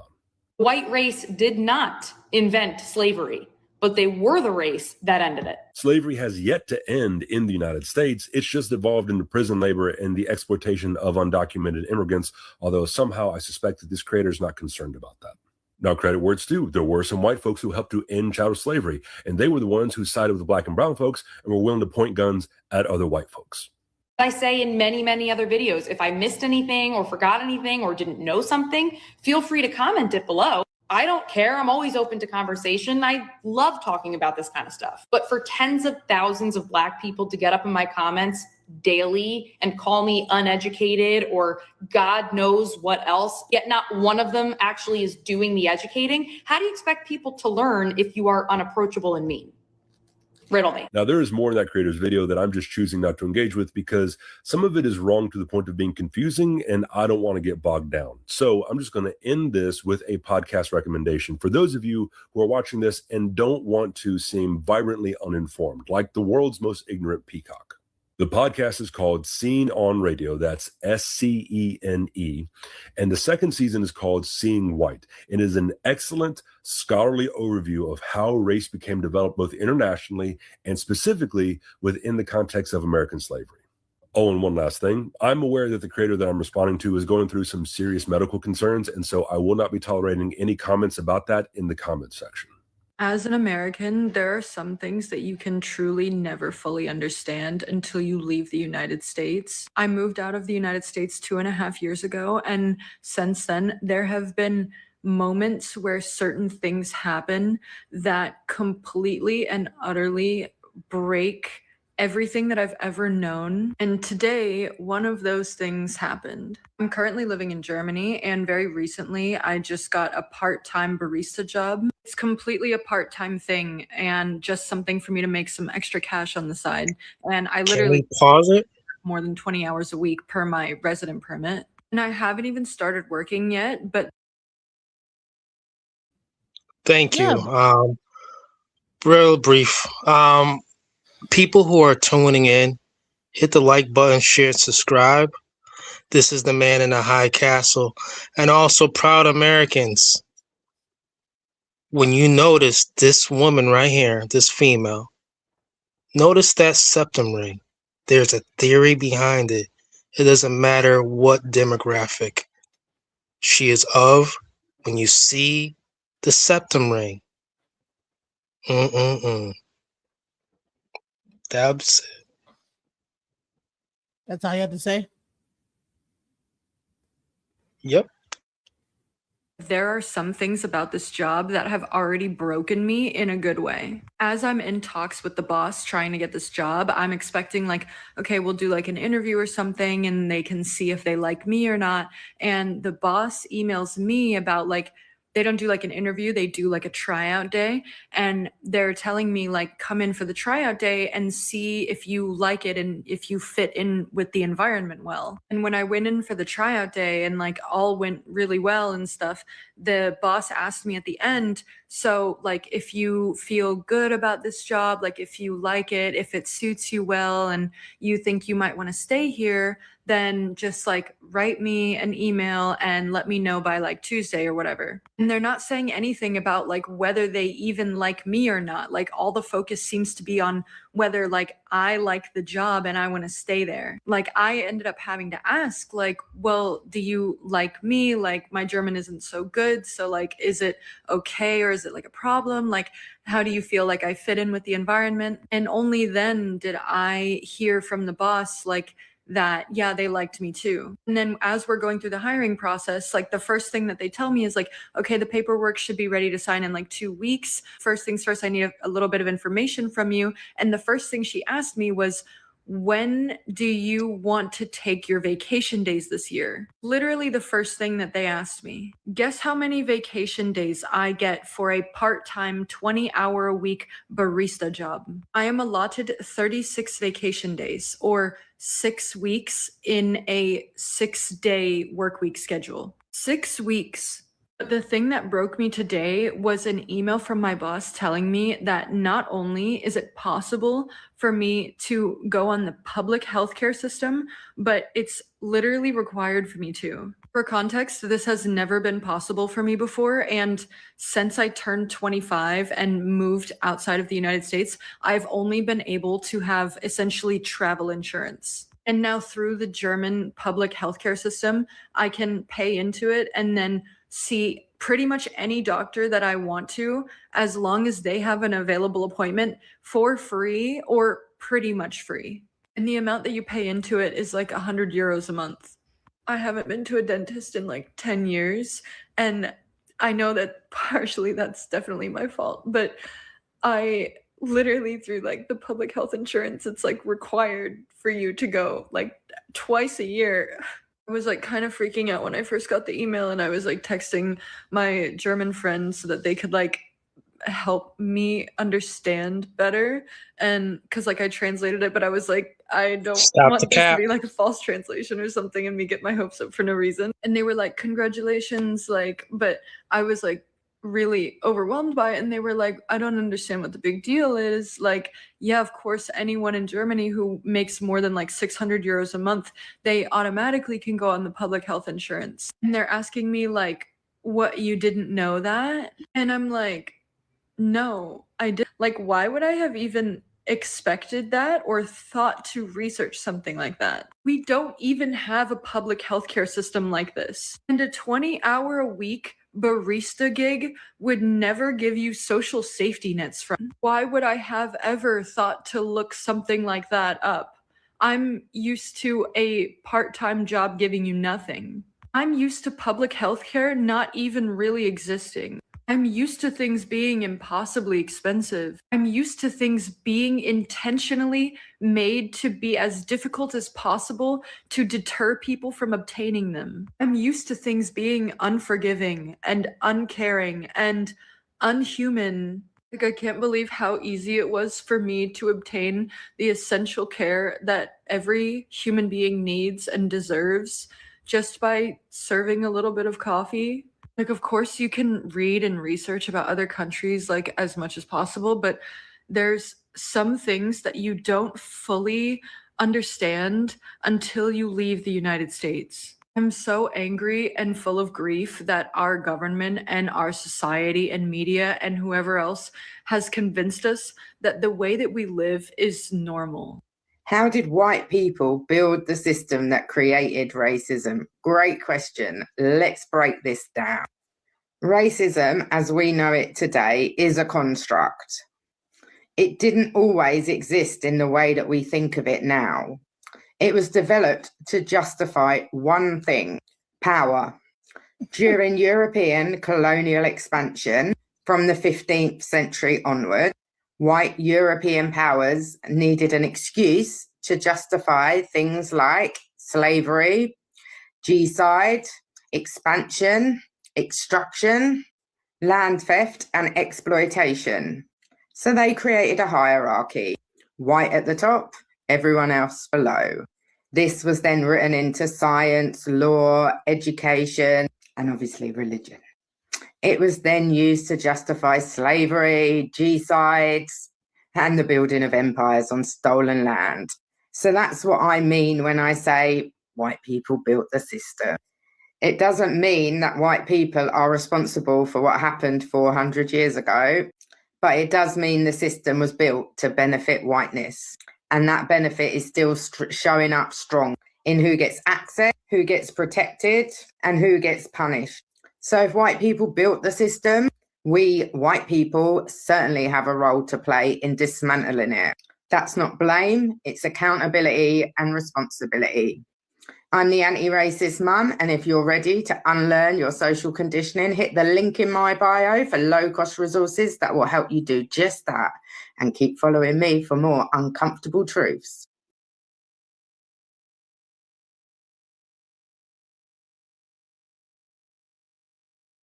Listen, I'm going to say this, and I swear to God, people need to stop reading AI. That was AI. She read it. She's a human, but she's reading AI. And you can tell when they're reading AI because, like, that's not the such and such. That's responsibility. That is AI. That is not how people talk. That is not such and such and such. That is responsibility. But let me just go back to this comment up here. Whites go out of their way to try not to be racist. Blacks receive minority scholarship grants and preferential hiring. They're catered to in this country. Blacks should stop bitching. Start thanking whites. How about the hundreds of thousands of whites who died in the Civil War to free blacks? What about them and their descendants? Give me a break. Whites are the most compassionate. Okay, so I read your thing. I hope you feel good about what you said about white being compassionate. Okay, shouts out to the white compassionate people. I just want to read your thing, and I actually put my heart into it, so you can like really, hopefully I executed that reading of your comment at the best, and really hit the points.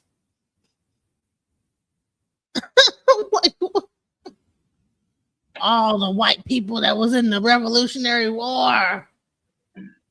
That's probably the problem, is everybody is always going back into the war and going back into slavery and trying to like relive that whole thing.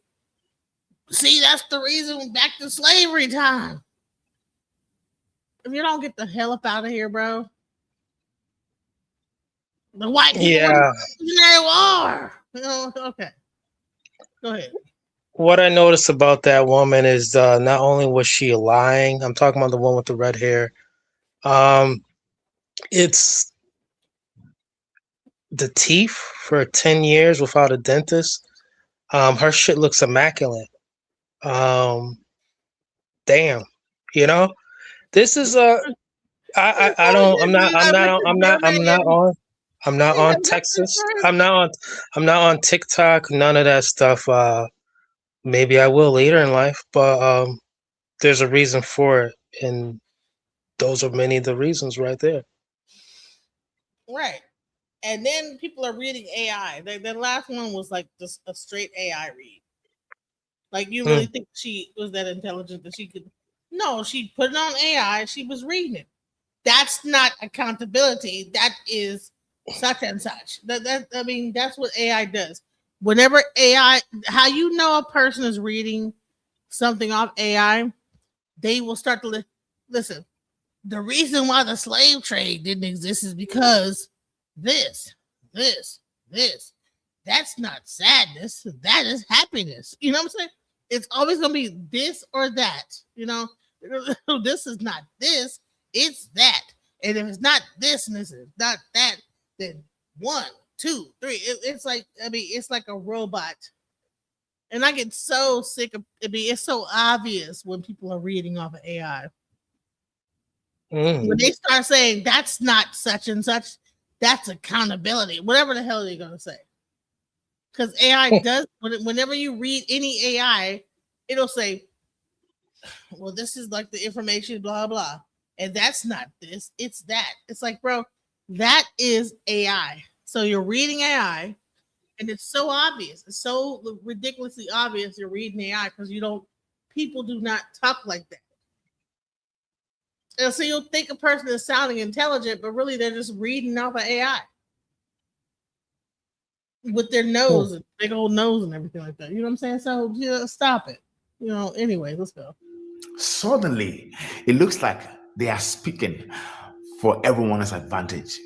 It looks like they're speaking for everyone's good. But it's not everyone. White folks create this system, and now they are regretting the system that they created, that it is not favoring them anymore. It is making them uncomfortable. You know, you hear two of them spoke about slavery, how it started. And as a matter of fact, they're blaming black folks for that. And we all know that this system was built by white folks to favor them, and now they're turning it around. They're saying something entirely different. White supremacy, who was it built for? Is it for black people? Are you guys with me? Oh my. So the tide is changing its direction, and it looks like it's not favoring them. Suddenly they began to speak up now. Why? Because some of them couldn't feed again. SNAP benefit is gone. EBT is gone. Medic aid, people can't really take care of themselves anymore. It's become so expensive because it's no longer free. There are white people that are in charge of the system, took all those benefits away, and now they are speaking up saying that, oh, what has happened to us? Oh, this system that's been created is not good for kids anymore. You can hear what the senator said, or congressman. Yeah, he's a senator. He said, this system, can you answer me? You see a white person asking another white person that this system is not favoring them. Can she explain why they should continue with this system of education? But the question is, who put it in place in the first place? I want to know who put this big old thing on his beard. Look at this beard right here. You Oh my see, God, white lady saying that look at this. all her life she's not See this used right to. here? I can't even I mean, focus. for too many years, she's not used to this. Jesus, I can't focus. Like every time I look at this beard, it's like this big white thing right there. Child, listen, let me just say this. Look at this. Do you see this white thing right here? He's steady talking. And I'm like, dude, if you don't wipe whatever that is up your beard. Given back to her that public health can be free, but they told her in another country she went to, and she was like, she was tearing. She was like, she couldn't believe that she could have access to that, and that she all her life she's used to being told no. She's used to being she's used to paying for everything. She wants healthcare delivery system, and she's like, she's trained. And now the question is, who put that in place? She's an American. She went to Germany, and the question is, who put the system in place? All of this system were put in place against the black people to make the black people disadvantaged. But in the long run, over the years, when all of them system comes, another system comes, another pollution comes, another one goes, they continue in the rhetorics. But recently, I mean, a new guy who knew not Joseph came into the system and began to change everything. And it looks like, hey, I don't care.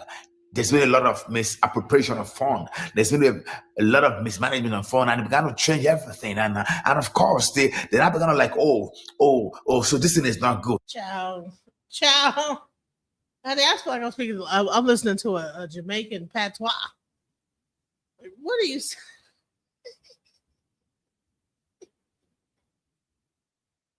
All right, so let me just wrap this whole thing up. I think I'm bored at this point. Listen, it's crazy that you have white people on TikTok blaming slavery on the slaves. No, it was a black person that had the first slave. No, it was a white person. No, I don't know. It was the black people. And I don't understand. So here's the thing. At the end of the day, if this was the first person, it don't exclude the fact that after that, what happened after that though? If I say I was the first person that did it and then you completely like took that over and did it even bigger, what difference do it make who was the first? No, it was he had the first slave for life. But then we took over and we had a slave for life too. Like well hello? You know? Man, this guy was the best break dancer, but we was break dancing too. Bottom line is that, okay, you could like say that this guy was a number one slave owner and this, that, the other, but does it erase everything else? Like, what are you saying? Even, I don't know if it's true or not that he was the number one slave owner and then the guy and life as a slave, and then the white people got let go or whatever. Bottom line is slavery's continued from there. And white people was running rickshaw in slavery, just crazy.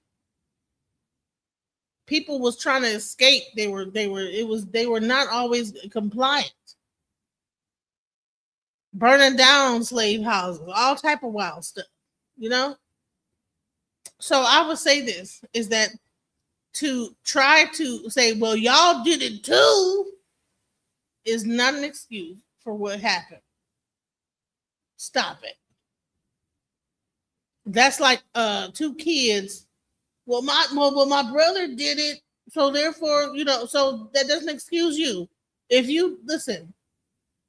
we both go and rob a bank, right?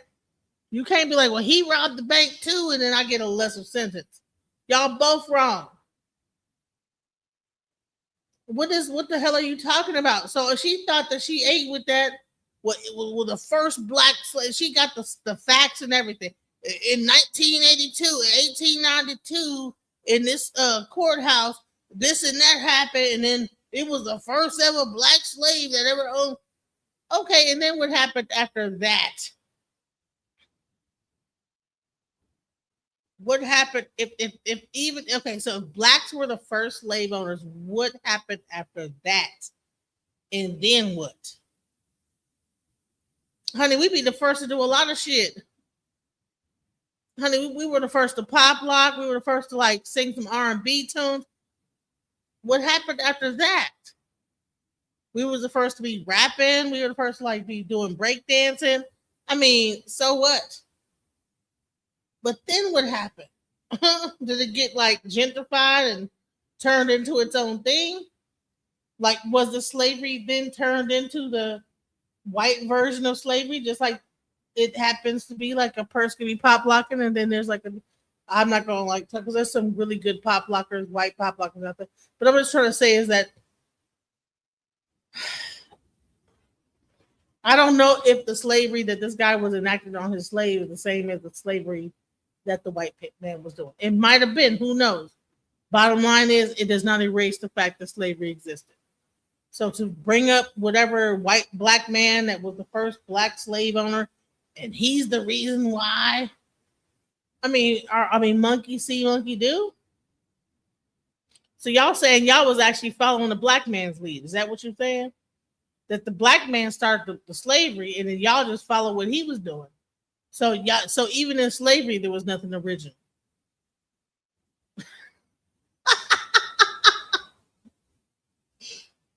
Even slavery wasn't original. Y'all got everything that y'all got from us, including slavery.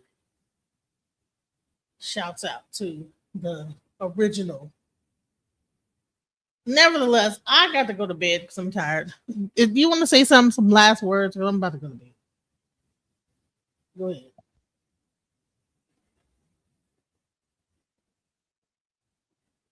Man in High Castle, you want to say something? Yes, good evening, DJ Genesis. This is a great show tonight. Everybody, make sure you subscribe, hit the like button, share.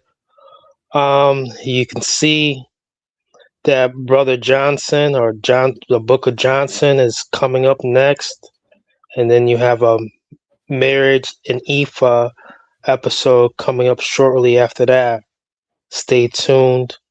The man in the high castle also wants to know for certain this government shutdown is still continuing. Americans, I have warned you several times. It's time to tighten up. It's only going to go longer. It's going to go into just around 90 days or so. But know for certain, this is not game over. There's more to come. Get ready. All I can say, proud Americans, the man in the high castle has been on many platforms. However, I'm revisiting on the humble.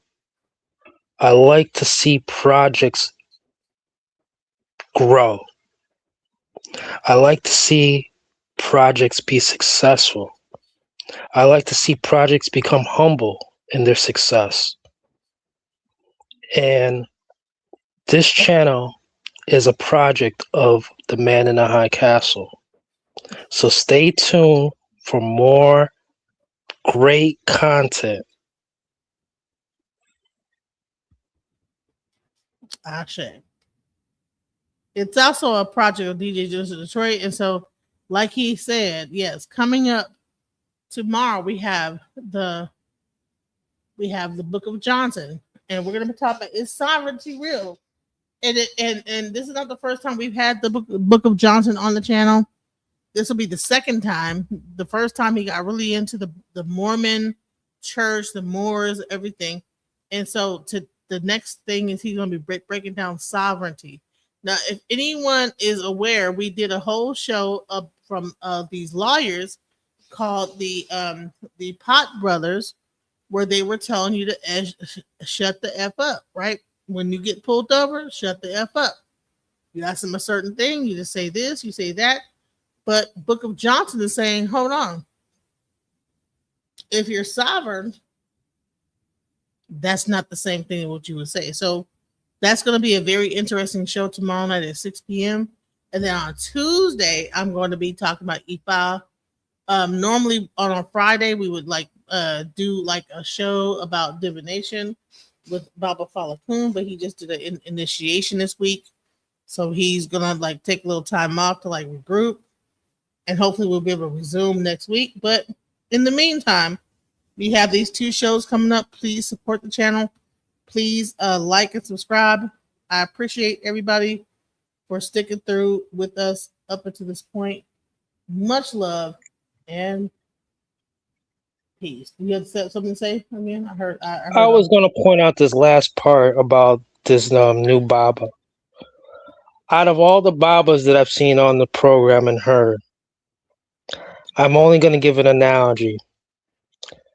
I've seen people in real life complain about, hey man, there's too much cut in this product that I got. They basically got beat for their money. However, then you hear about some fella, he never gets beat. His stuff is never stomped on. This Baba appears, out of all the Baba, to have the Charlie Sheen hookup. He has some good product. And the past Babas, they seem like they were getting the Whitney Houston product. That's all. It's the way the things are delivered, confidence. He appears to have it. That's all I'm going to point out. I will say this, is that okay. Much love to all the Babas that come to my channel. No one is better than the other. They all come with their knowledge, and I appreciate whatever knowledge that they bring to the channel. Much love and respect. Peace, guys.